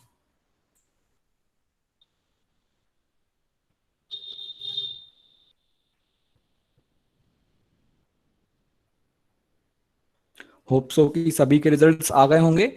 अब इसी सर्किट को हम क्या करते हैं, अभी हमने इसको एलटी स्पाइस पर देखा है, इसी सर्किट को हम कीकैड सॉफ्टवेयर पर कैसे सिमुलेट करना है वो देखते हैं। सेम सर्किट को कैसे कीकैड सॉफ्टवेयर पर हमें बनाना है और उसको सिमुलेट करना है। सभी लोगों का ये आ गया होगा आउटपुट। अगर किसी को कोई सर्किट में प्रॉब्लम हो रही हो तो वो पूछ सकते हैं। अभी एक बार मैं सर्किट और दिखा देता हूं।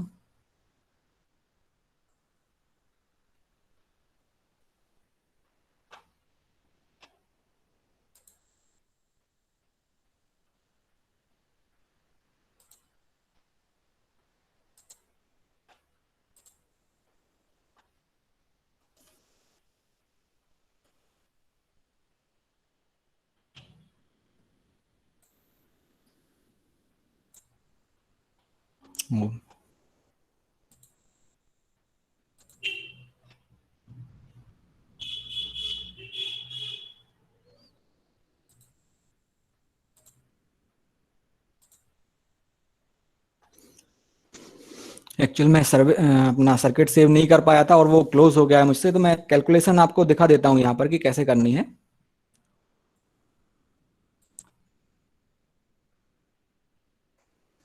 यहाँ पर कैपेसिटर है हमारे पास में, रेजिस्टेंस R1 है और R2 है। एक ओम्स लॉ कैलकुलेटर करके वेबसाइट है, वहां से हम इसको कैलकुलेट कर रहे हैं। कैपेसिटर की वैल्यू हमने प्रोवाइड करा दी 0.01 माइक्रोफैराड, जो हमारा R1 या RA था उसकी वैल्यू 3.9 किलो ओम्स, और जो रेजिस्टेंस R2 था उसकी वैल्यू मैंने 3 किलो ओम यहाँ प्रोवाइड करा दी। तो अकॉर्डिंगली जो हमारी कैलकुलेशंस हैं डाटा सीट की, इस फॉर्मूले में आप पुटअप करके निकाल सकते हैं, या फिर इस वेबसाइट पर पहले से ही वो दिए हुए हैं। तो यहाँ से ये वैल्यूज कैलकुलेट होकर के आपकी आ जाएंगी। जो हाई टाइम है वो आ जाएगा, जो उसकी फ्रिक्वेंसीज है वो आ जाएंगी, जो टाइम पीरियड है वो आ जाएगा, ड्यूटी साइकिल्स है वो आ जाएंगी, और जो टाइम लो है वो आ जाएगा। तो ऐसे करके आप उसको सारे कैलकुलेट कर सकते हैं। अभी मेरा सर्किट गलती से क्लोज हो गया है, तो मैं उसको रिपीट डिजाइन नहीं कर रहा हूँ क्योंकि वो थोड़ा सा टाइम ले लेगा, और अभी हमें इसको कीकैड पर भी सिमुलेट करके देखना है। नेक्स्ट सेशन में अगर मैं उसको सिमुलेट करके आपको दिखा दूंगा कि कैसे हमें कैलकुलेशंस करनी है।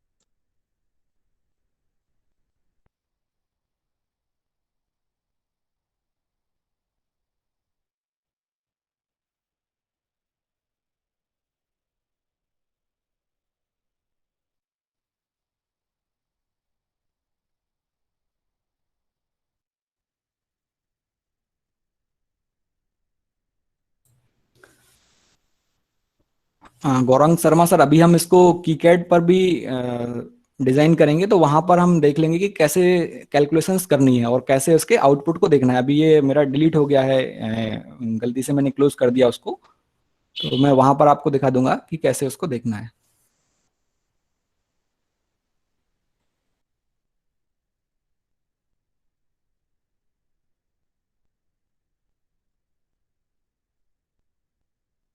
सेम सर्किट को अब हमें कीकैड पर कैसे डिजाइन करना है और फिर उसको सिमुलेट करना है, ये देख लेते हैं अब हम।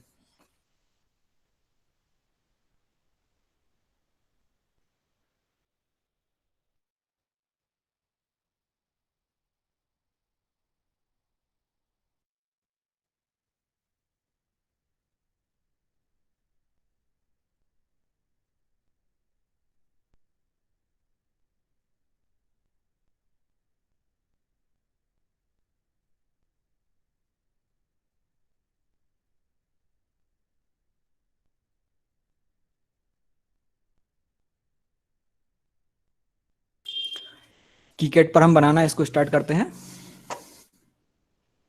एलटी स्पाइस को मैं क्लोज कर देता हूं।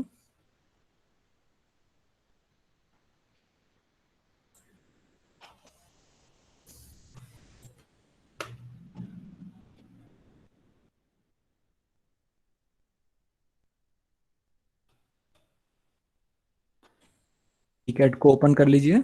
कीकैड is already running. Continue, yes.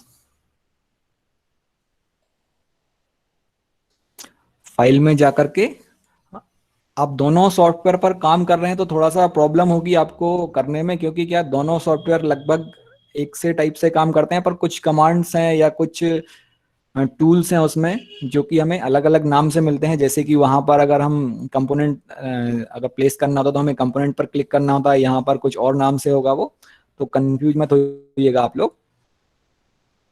New project पर क्लिक करते हैं और यहाँ पर मैं इसको एक नाम दे देता हूँ, टेस्ट 555।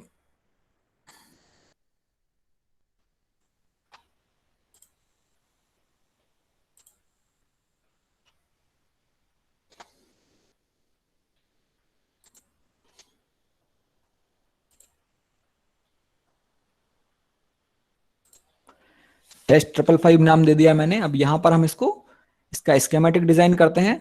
टेस्ट 555.sch पर क्लिक करेंगे तो हमारा स्कीमा विंडो है वो ओपन होकर के आ जाएगा। अब हमें यहाँ पर कंपोनेंट प्लेस करने हैं। कंपोनेंट प्लेस करने के लिए हमारा ये ऑप्शन है प्लेस सिंबल, थर्ड ऑप्शन है प्लेस सिंबल, उस पर क्लिक करना है।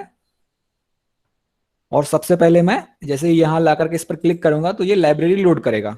कीकैड सॉफ्टवेयर हमारा जब फर्स्ट बार हम चलाते हैं तो वो लाइब्रेरी लोड करता है।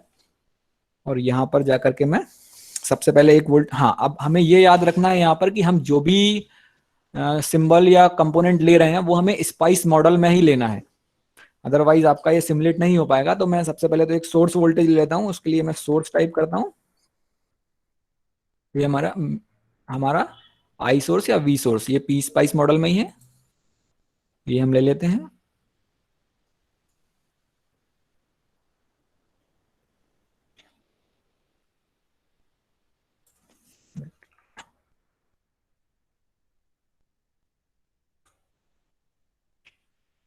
स्पाइस मॉडल के नाम से सर्च कर लेते हैं और यहाँ पर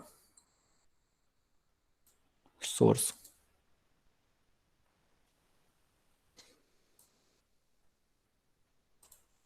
यहाँ पर वोल्टेज सोर्स लगा दिया मैंने। सेम सर्किट डिजाइन कर रहे हैं हम, जो सर्किट हमारा इसके डाटा शीट में दिया हुआ था।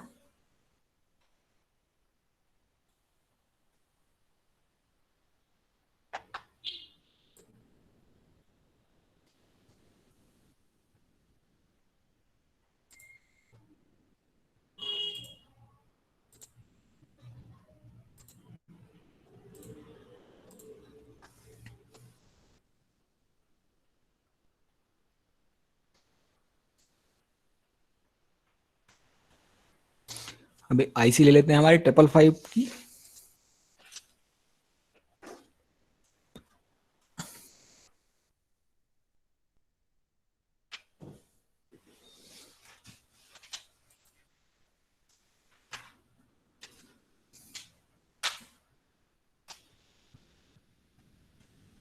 सबसे पहले जो आ रही है LM555 ये ले लेते हैं और इसको प्लेस कर देते हैं।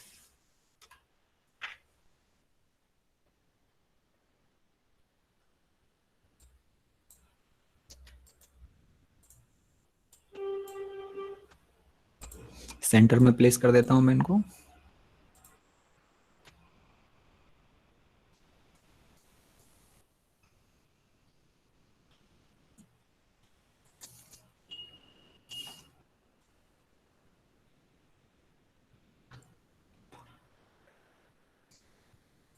पिन नंबर 1 को हमें ग्राउंड से कनेक्ट करना है, तो यहां से मैं ग्राउंड ले लेता हूं और इसको यहां पर ग्राउंड से कनेक्ट कर देते हैं। यहां पर भी हमें पी स्पाइस का ग्राउंड लेना है, तो ये लीजिए सी पी स्पाइस, इस पर क्लिक करना है और 0 वोल्ट रेफरेंस और सिमुलेशन इसको लेकर के और यहां प्लेस कर देना है। इसको वायर टूल जो कि आपका फिफ्थ ऑप्शन है, ग्रीन कलर से दिख रहा है प्लेस वायर, इस पर क्लिक करके और इसको ग्राउंड से कनेक्ट कर देना है।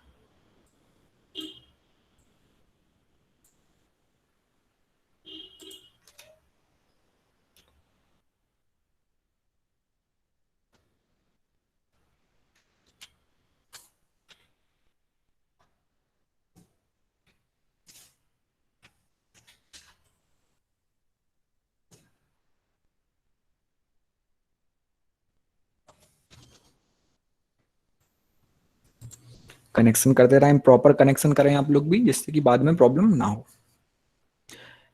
पिन नंबर 1 को ग्राउंड से कनेक्ट कर दिया है। जो हमारा वोल्टेज सोर्स है वी सोर्स, इसकी भी पिन नंबर 2 को ग्राउंड से कनेक्ट कर देते हैं। आप चाहें तो इसी सेम वायर से कनेक्ट कर सकते हैं, अदरवाइज अलग अलग वायर्स ले सकते हैं, अलग अलग ग्राउंड ले सकते हैं। इसके लिए भी एक ग्राउंड ले लेता हूँ और वायर से इसको कनेक्ट कर देता हूँ।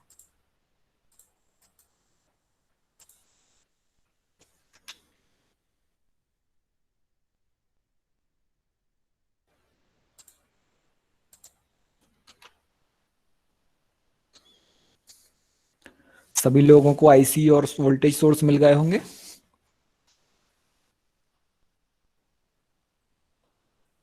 अगर किसी को कोई प्रॉब्लम हो तो आप पूछ सकते हैं।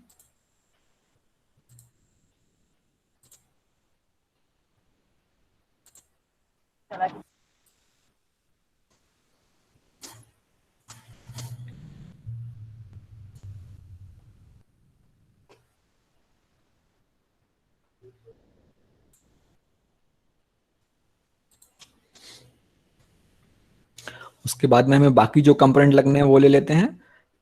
तो जैसे कि हमने उस सर्किट में भी किया था और यहाँ भी देख सकते हैं, हमारी पिन नंबर 5 से एक कैपेसिटर कनेक्ट है, तो हम एक कैपेसिटर ले लेते हैं और उसको ग्राउंड से कनेक्ट कर देते हैं पिन नंबर 5 से।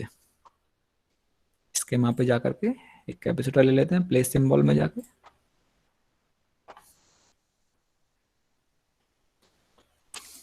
यहाँ पर स्पाइस डालना है, कैपेसिटर जो कि सिमुलेटेबल है, और ओके इसको यहाँ प्लेस कर देते हैं। कंपोनेंट को थोड़े से दूर दूर रखना है, जिससे प्रॉब्लम ना हो आपको कनेक्शन करने में। इसके एक पॉइंट को हम वायर से कनेक्ट कर देते हैं कैपेसिटर को पिन नंबर 5 से। ये हमारा सीबी कंट्रोल वोल्टेज है वो कनेक्ट हो गया है, और उसकी दूसरी पिन को हम ग्राउंड कर देते हैं।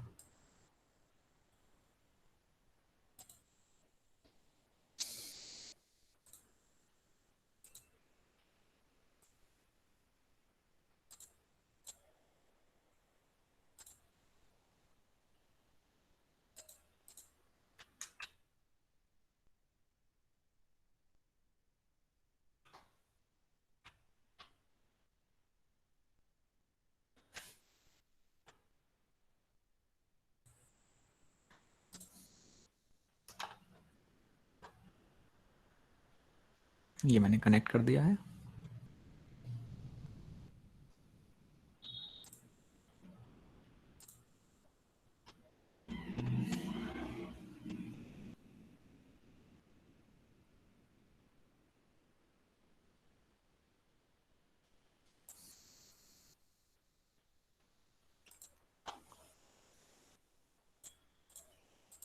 इसके बाद में जो और कंपोनेंट लेने हैं वो कंपोनेंट लेकर के हम कनेक्शन बना देते हैं। तो मुझे क्या करना है, एक आर ए, आर बी और सी दो रजिस्टर लेने हैं, एक लोड रजिस्टर लेना है और एक कैपेसिटर में पहले से ले चुके हैं हम लोग। तो दो रजिस्टर, एक कैपेसिटर और एक लोड रजिस्टर, तीन रजिस्टर ले लेते हैं और एक कैपेसिटर ले लेते हैं। स्केमा पर जाकर के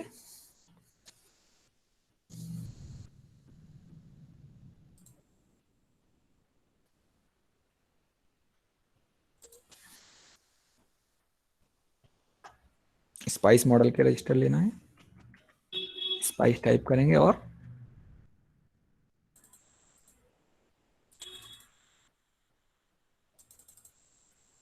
register symbol for simulation only. एक रजिस्टर ले लिया मैंने, एक और रजिस्टर ले लेते हैं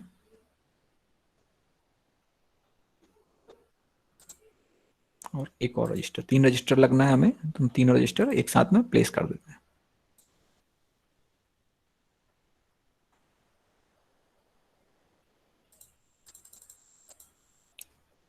ये मैंने प्लेस कर दिए रजिस्टर।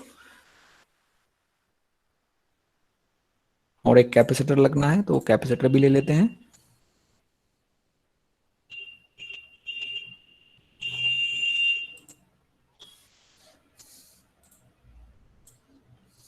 कैपेसिटर भी प्लेस कर दिया है।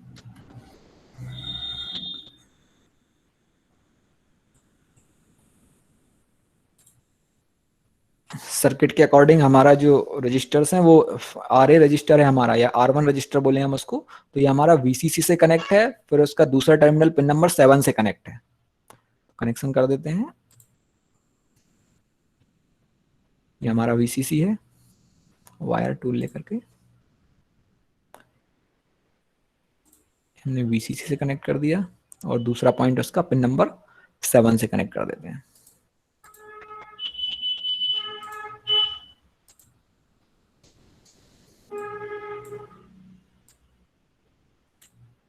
Pin number 2 and pin number 6 हमारी कॉमन है, मतलब कनेक्टेड है आपस में, तो इनको भी हम कनेक्ट कर देते हैं, पिन नंबर 2 और पिन नंबर 6 को।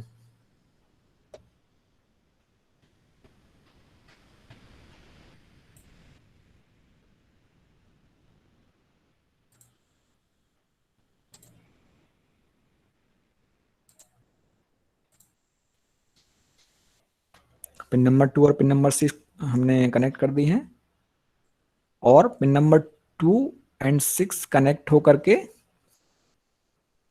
कैपेसिटर के पॉइंट पे जा रही हैं और कैपेसिटर ग्राउंड पर जा रहा है।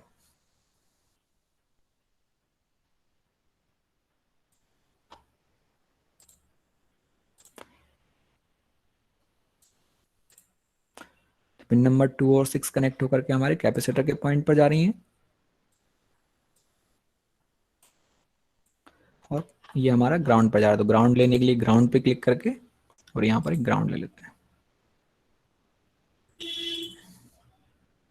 प्लेस कर देते हैं, वायर से कनेक्ट कर देते हैं।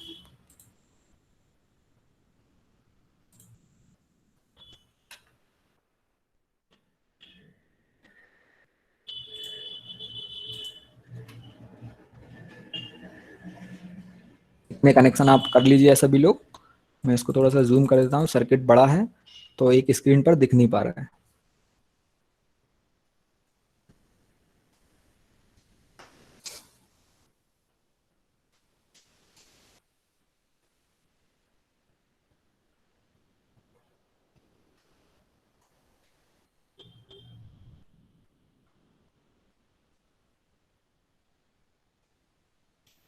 ये कनेक्शन कर लिए। अब हमारा जो पिन नंबर 3 है वो हमारा आउटपुट है। तो आउटपुट पर हमें एक लोड रेजिस्टेंस लगाना है, तो हमने एक रेजिस्टेंस पहले से ले रखा है, तो इसका कनेक्शन इस रेजिस्टेंस से कर देते हैं और रेजिस्टेंस के दूसरे पॉइंट को ग्राउंड से कनेक्ट कर देते हैं। सेम सर्किट है जो हमने एलटी स्पाइस पर बनाया था और वही सर्किट हम यहाँ पर कीकैड में स्केमा पर बना रहे हैं। वहां पर भी हमने उसके रिजल्ट्स देखे और यहाँ पर भी आपको उसके रिजल्ट्स देखने को मिलेंगे कि कैसे उसको कीकैड पर सिमुलेट करते हैं और क्या प्रॉब्लम्स आती हैं सिमुलेशन करने में कीकैड पर।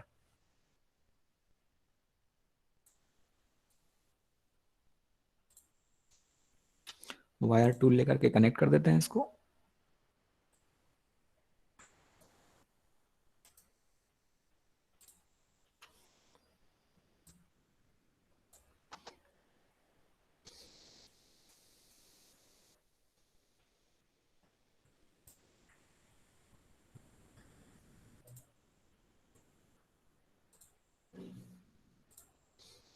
अब जो हमारे नेक्स्ट कनेक्शन बचे हुए हैं,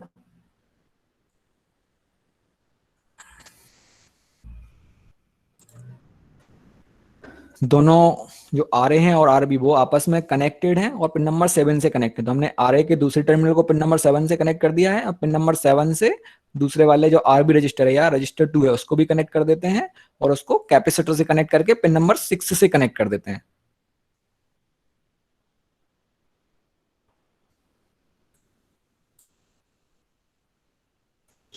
ये हमारा रजिस्टर है, इसको मैं ओरिएंटेशन चेंज कर लेता हूँ इसकी।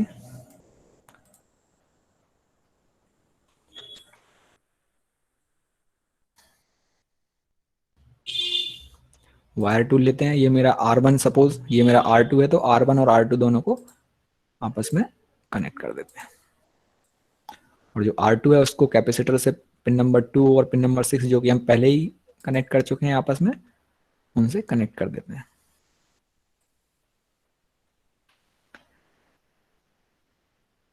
जो पिन नंबर 8 है वो उसे हमें VCC से कनेक्ट करना है। VCC हमारे जो सोर्स है उसकी पिन नंबर 1 है, जो कि ऑलरेडी हम एक रजिस्टर से कनेक्ट कर चुके हैं। तो इसको हम यहां से लेकर के और इससे कनेक्ट कर देते हैं। वायर टूल सिलेक्ट करना है,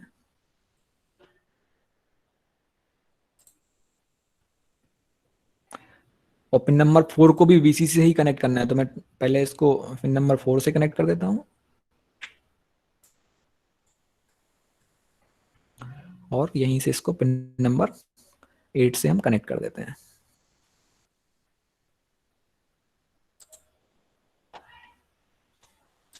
कनेक्शन थोड़े बड़े हैं तो कनेक्शन में प्रॉब्लम हो सकती है या कुछ और भी इश्यूज आ सकते हैं।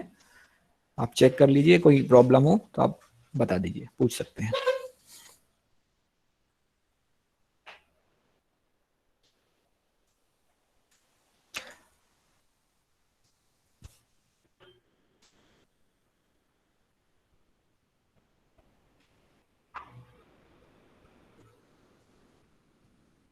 कनेक्शन मेरे कंप्लीट हो गए हैं। अब हम इनमें वैल्यूज देख करके और इसको सिमुलेट करके देख सकते हैं।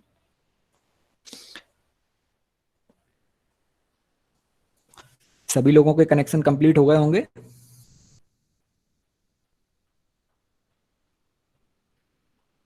किसी को कोई इशू आ रहा हो तो बताएं।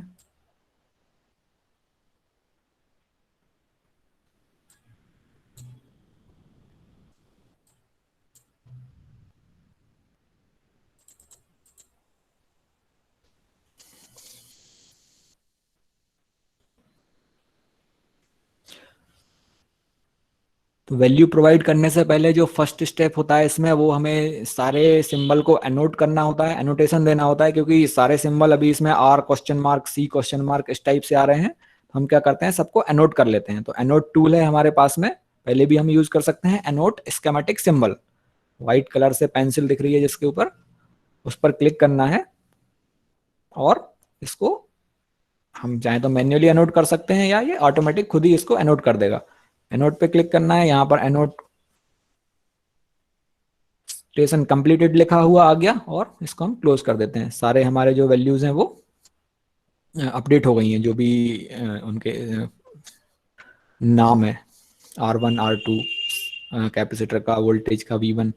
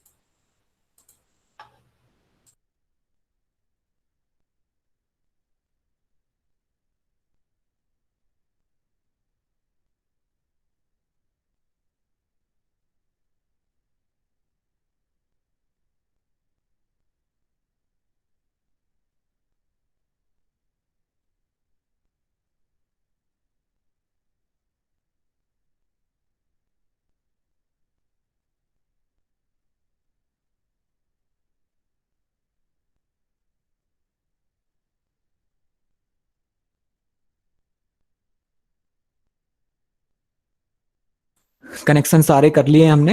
अब हम इसको सिमुलेट करके देखते हैं। पहले तो हमें वैल्यूज प्रोवाइड करानी है। राइट क्लिक करके सबसे पहले हम वोल्टेज सोर्स की वैल्यू प्रोवाइड कराते हैं। राइट क्लिक करेंगे वोल्टेज सोर्स पर and then click on properties and edit value. यहां पर मैं 5 वोल्ट दे देता हूं।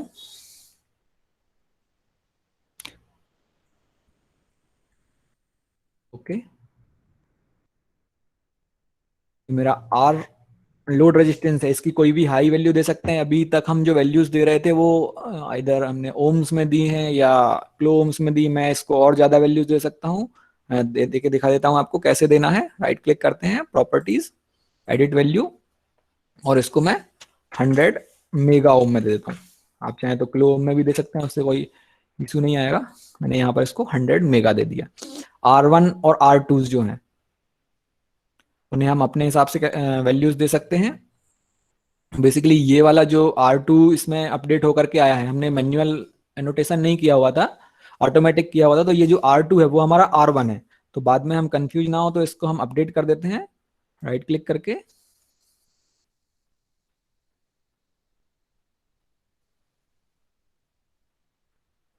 इसका नाम चेंज कर देते हैं। जो R2 है इसको R1 कर देते हैं, और जो R1 है इसको डबल क्लिक करके R2 कर देते हैं। R1 की वैल्यू मैं प्रोवाइड कर देता हूँ राइट क्लिक करके, एडिट प्रॉपर्टीज में जाके एडिट वैल्यू, सॉरी प्रॉपर्टीज में जाकर के एडिट वैल्यू, और इसकी जो वैल्यूज है मैं अभी 10 किलो ओम दे देता हूँ। वहां पर हमने कुछ और वैल्यूज दी थी, यहाँ हम कुछ और वैल्यूज दे रहे हैं, तो हमारे रिजल्ट्स वेरी करेंगे। आप चाहें तो सेम वैल्यूज भी दे सकते हैं। जो R2 है इसकी वैल्यूज दे देता हूं मैं,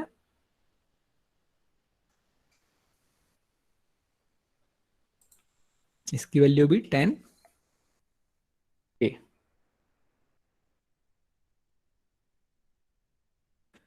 दोनों की वैल्यूज 10 किलो ओम दे दी।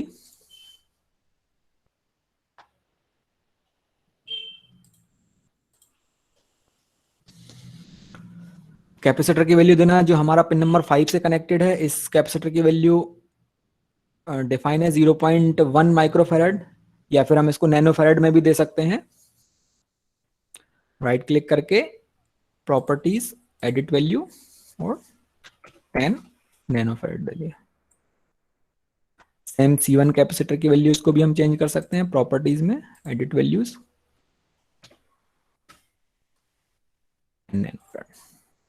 वैल्यूज हमने दे दी हैं सारी। अब हम इसको सिमुलेट करते हैं। सिमुलेट करने के लिए आपको सबसे पहले तो इसकी ERC चेक करनी होगी, इलेक्ट्रिक रूल्स चेक हमें चलाना होगा। तो मैं ERC पर क्लिक कर देता हूं और रन।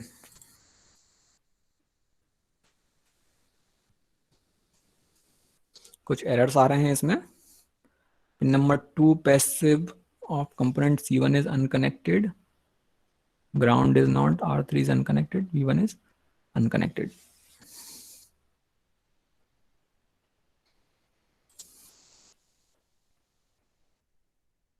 ग्राउंड का जो इशू है वो तो चल जाएगा, ग्राउंड की कोई प्रॉब्लम नहीं है, वो एरर वार्निंग्स देता है। और वही ग्राउंड हमारे पिन से कनेक्टेड नहीं है ये बता रहा है वो, तो ये वार्निंग ही है। इसको हम सिमुलेट करके देखते हैं।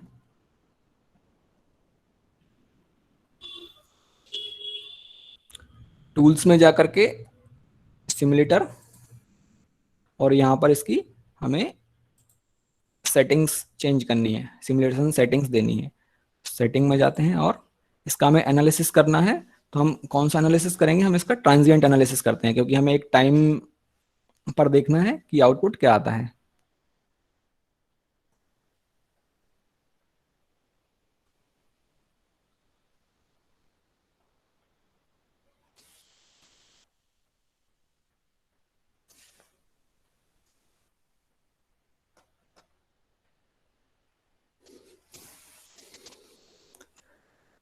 टाइम स्टेप देना है हमें, तो हम यहाँ पर टाइम स्टेप दे देंगे, फाइनल टाइम दे देंगे और इनिशियल टाइम दे देंगे। जो हमारा इनिशियल टाइम होगा वो 0 सेकेंड होगा। जो हमारा फाइनल टाइम है वो हम कुछ मिली सेकेंड में दे सकते हैं, तो मैं यहाँ पर 1 मिली सेकेंड में दे देता हूँ। और जो टाइम स्टेप है ये हम 0.01 सेकेंड दे देते हैं, मिली सेकेंड। मैं यहाँ पर रन कर देता हूँ। तो जैसे ही हमने इसको रन करा तो इसने हमें एरर दे दी, can't find model net R1 pad circuit KiCad schematic, error on line number 3, U1 net C1 pad net R3 unable to parsed LM555। तो जो हमारा LM555 जो आईसी हम यूज कर रहे हैं उसका मॉडल इसमें डिफाइन नहीं है। जैसा कि हमने आज सुबह देखा था कि एक डायोड को हम सिमुलेट कर रहे थे, तो वही प्रॉब्लम वहां पर भी आई थी कि डायोड को सिमुलेट करने में इशू आ गया था। हमें उसने बोल दिया था कि डायोड की लाइब्रेरी अवेलेबल नहीं है। वही सेम प्रॉब्लम हमें यहाँ भी दे रहा है कि यहाँ पर आपकी लाइब्रेरी अवेलेबल नहीं है। तो मैं क्या करता हूँ कि या तो हम इसको इंटरनेट से लाइब्रेरी को लोड करके और इसको रन करके देख सकते हैं, और एल्स अभी मैं लिंक शेयर कर रहा हूँ चैट बॉक्स में इसकी। मैंने गूगल ड्राइव पर इसको डाल रखा है लाइब्रेरी को, तो वहां से हम इसको अपडेट कर सकते हैं।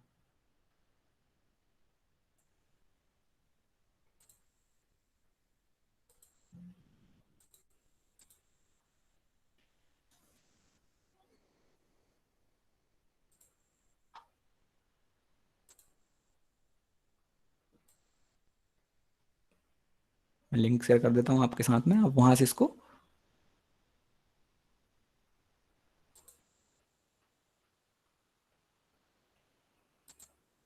डाउनलोड कर सकते हैं।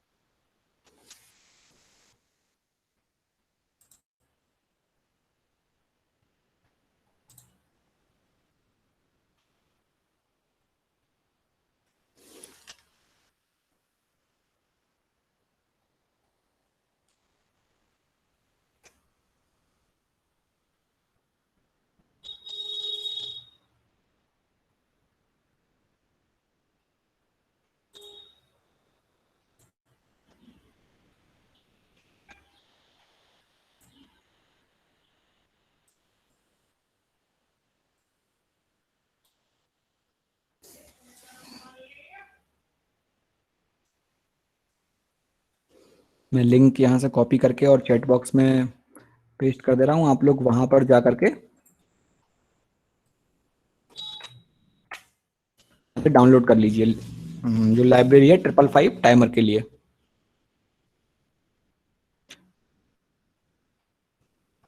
मीनवाइल मैं उसको अपडेट कैसे करना है मैं ये भी बता देता हूँ। अभी आपने सुबह जो फाइल डाउनलोड की थी वो डॉट टेक्स्ट फॉर्मेट में थी, और उसको हमने बाद में LIB फॉर्मेट में, लाइब्रेरी के फॉर्मेट में कन्वर्ट किया था।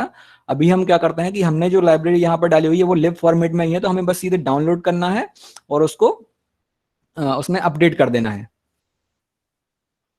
मैं भी डाउनलोड कर लेता हूँ, इसको कैसे करना है ये दिखा देता हूँ। सभी लोग ये लिंक से ओपन करके देख लीजिए, कोई इशू तो नहीं आ रहा है फाइल डाउनलोड करने में।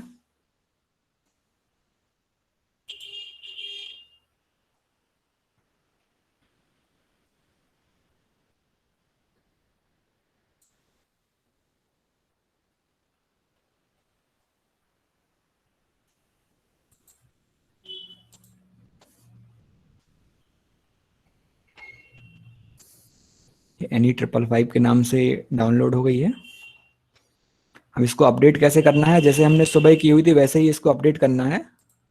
मैं स्कीमा सॉफ्टवेयर पर जाता हूँ, इस पे जो हमारी आईसी है, पहले मैं सिमुलेटर को क्लोज कर देता हूँ।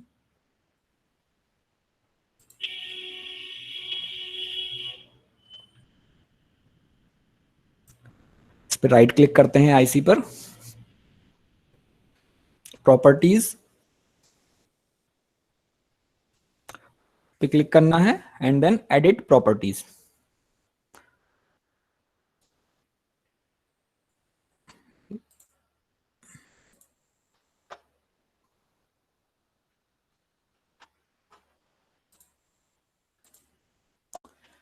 ये मेरी डाउनलोड फ्रॉम नेट नाम के फोल्डर में पहले से भी डाउनलोड थी, इसलिए इसका नाम चेंज हो गया Any555। इसको मैं यहाँ से कट करके डेस्कटॉप पे डाल देता हूँ कॉपी करके, जिससे कि मैं इजीली उसको एक्सेस कर पाऊँ।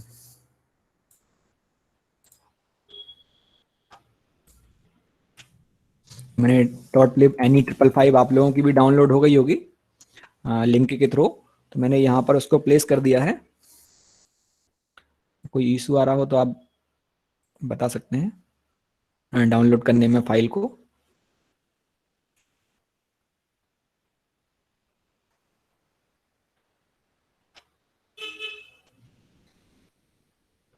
अपडेट कैसे करना है, स्कीमा सॉफ्टवेयर पर जाएंगे, जो KiCad का हमारा स्कीमा है, राइट क्लिक करेंगे आईसी पर, जिस आईसी के लिए अपडेट करना है, और प्रॉपर्टीज में जाकर के एडिट प्रॉपर्टीज, एडिट प्रॉपर्टीज पर क्लिक करना है। Update field from library, sorry यहाँ पर हमें एडिट स्पाइस मॉडल, इस पर क्लिक करना है, एडिट स्पाइस मॉडल पर। देन क्लिक ऑन मॉडल, यहाँ पर सिलेक्ट फाइल में जाना है और जो लोकेशंस है वो हमें दे देनी है। डेस्कटॉप पर जाकर के मैंने any555 के नाम से फाइल को सेव किया हुआ है, ये रही any555.lib, और इसको ओपन कर देना है।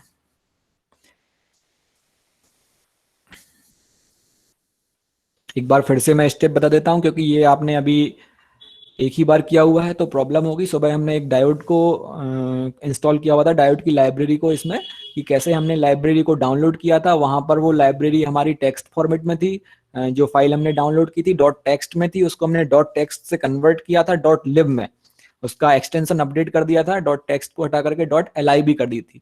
पर अभी मैंने ये फाइल आपके लिए, मैंने भी नेट से डाउनलोड की हुई है, पर मैंने इसको अपनी गूगल ड्राइव पर रख दिया है और शेयरेबल रखा है सभी के लिए, तो सभी लोग चाहें तो उसको डाउनलोड कर सकते हैं। वहां से डाउनलोड करने के बाद में आपको इसको जो एक्सटेंशन है वो चेंज नहीं करना है, क्योंकि पहले से ही ये डॉट लिब में है। आपको सीधे क्या करना है, जो भी कंपोनेंट पर हमें अपडेट करना है, सपोज अभी हम 555 पर कर रहे हैं, तो आपको 555 की जो आईसी दिख रही है यहाँ पर, या 555 का जो कंपोनेंट दिख रहा है, उस पर राइट क्लिक करना है, प्रॉपर्टीज में जाना है, एडिट प्रॉपर्टीज में जाना है,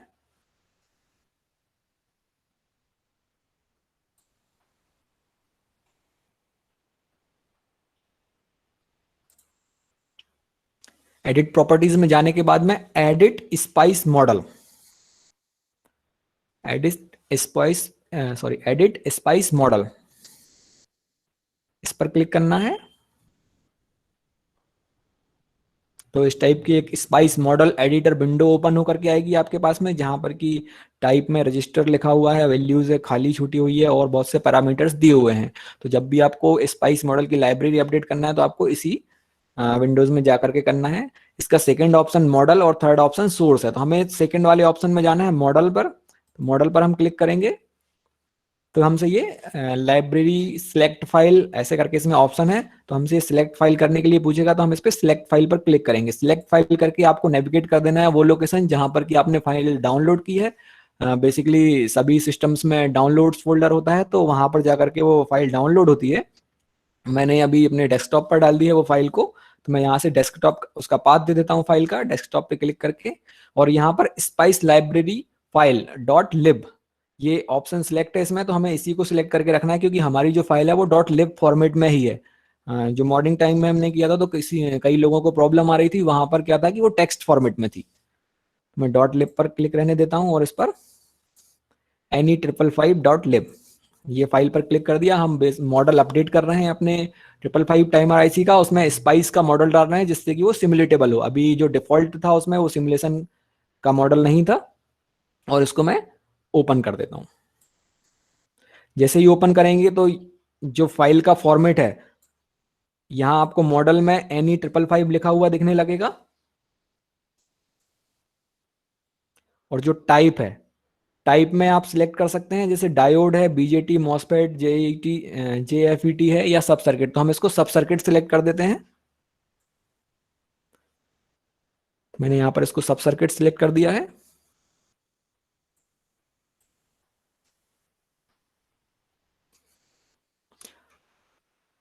आप लोगों को गूगल ड्राइव से फाइल डाउनलोड करने में कोई प्रॉब्लम तो नहीं हो रही है ना?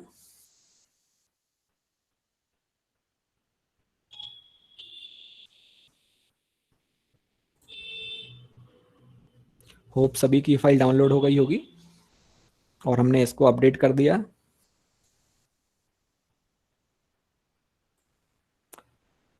इसके करने के बाद में इसको हमें ओके क्लिक करना है। तो जैसे ही हम ओके करेंगे तो हमारा ये मॉडल अपडेट हो जाएगा, और एक और बार ओके। तो हमने इसमें स्पाइस लाइब्रेरी अपडेट कर दी है।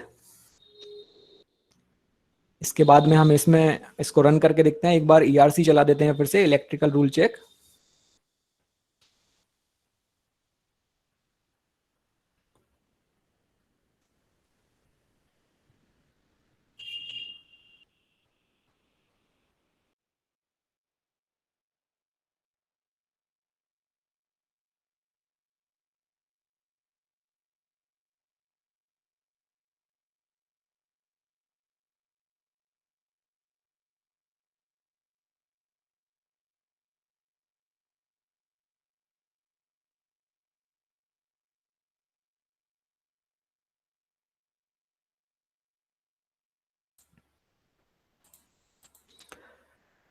तो हमने ईआरसी एक बार चला देते हैं इसकी, और ओके कर देते, रन कर देते हैं। मैंने रन करी तो जो पहले से एरर्स या वार्निंग मैसेज आ रही थी वो आ रहे हैं, और यहाँ पर मैसेज में फिनिश्ड लिखा हुआ आ रहा है। अब हम इसको सिमुलेट करके देखते हैं एक बार फिर से, क्योंकि हमने स्पाइस मॉडल डाल दिया है तो अब ये सिमुलेटेबल हो जाना चाहिए। टूल्स में जाकर के सिमुलेटर, और सिमुलेशन में सेटिंग्स, ट्रांजिएंट सिमुलेशन करना है हमें। टाइम स्टेप 0.01 मिली सेकेंड डाल देते हैं। फाइनल टाइम है वो 1 सेकेंड डाल देते हैं, और इनिशियल टाइम है उसको 0 कर देते हैं। या अगर नहीं भी करेंगे आप तो बाय डिफॉल्ट वो 0 ही रहेगा। इसको ओके कर देते हैं, और यहां से इसको रन करते हैं।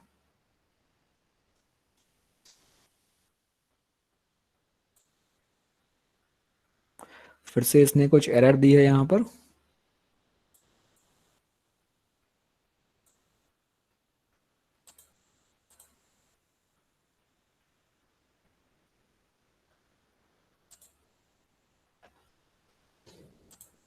ng spied shared library can't find init file।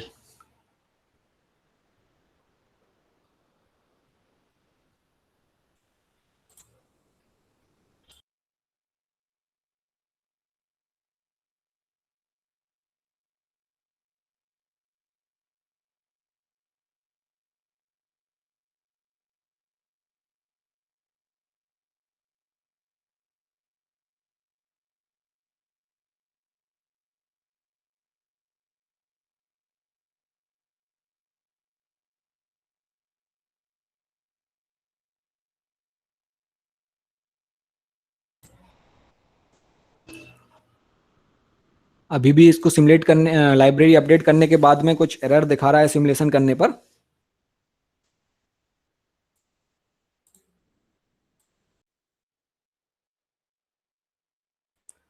आप लोगों ने भी अपडेट कर लिया होगा, तो आप सभी लोगों को भी इसी टाइप की प्रॉब्लम्स आ रही है क्या? शेयर कर सकते हैं ये लाइब्रेरी में कुछ प्रॉब्लम है, या हमने अपडेट करने में कोई मिस्टेक की हुई है।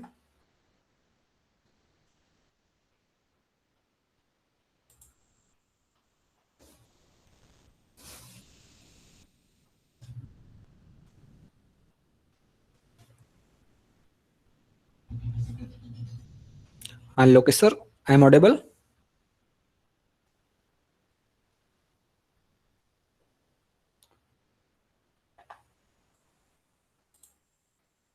I am audible. Yes, sir, audible. Okay, तो आप लोगों ने करके देखा, कुछ इसी टाइप की एरर आ रही है क्या?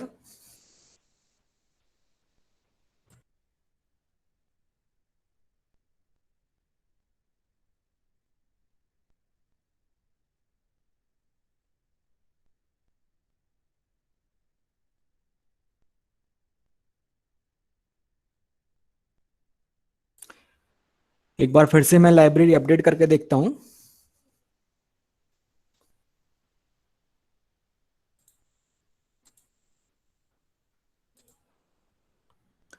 राइट क्लिक करना है, कंपोनेंट पर प्रॉपर्टीज में जाना है और एडिट प्रॉपर्टीज। एडिट प्रॉपर्टीज में जाकर के एडिट स्पाइस मॉडल, यहाँ पर फाइल सिलेक्ट की हुई है NE555, ओपन NE555 सिलेक्ट कर लिया और टाइप में जाकर के सब सर्किट,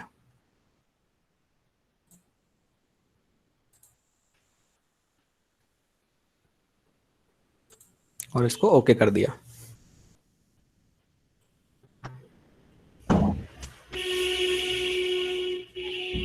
फिर से सिमुलेट करके देखते हैं कि अपडेट करने के बाद में कुछ प्रॉब्लम रिजॉल्व हुई या नहीं। सिमुलेटर पे जा करके पहले तो पुराना सिमुलेटर जो हमारा खुला था उसको क्लोज कर देते हैं।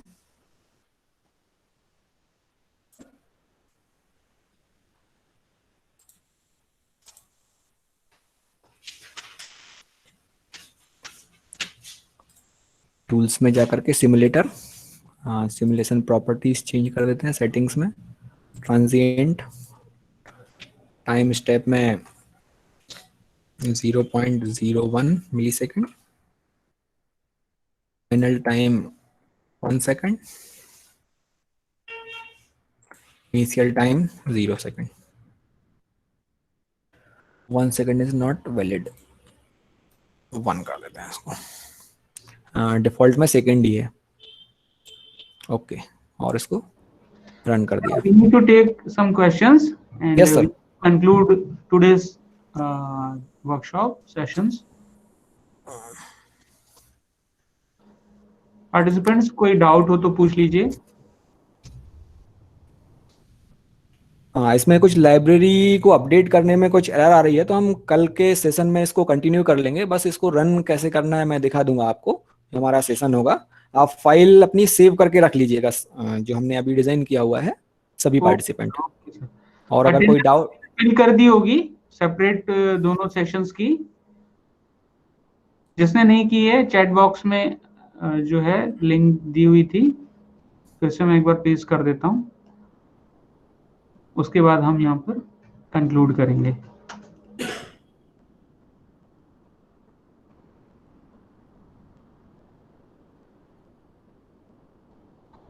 Thank you very much to Puneet sir, Pranay sir and Hriday sir for such a fruitful day with hands-on experience on different softwares. So we hope we'll be more interested and more enthusiastic about tomorrow's sessions. And tomorrow there is a special session on national education policy. It will be given by Colonel B. Venkat from AICT in the afternoon session. And in the morning, we'll have regular sessions from Puneet sir and his team. So thank you very much all. Thank you sir. Thank you, sir. Thank you, sir. Thank you.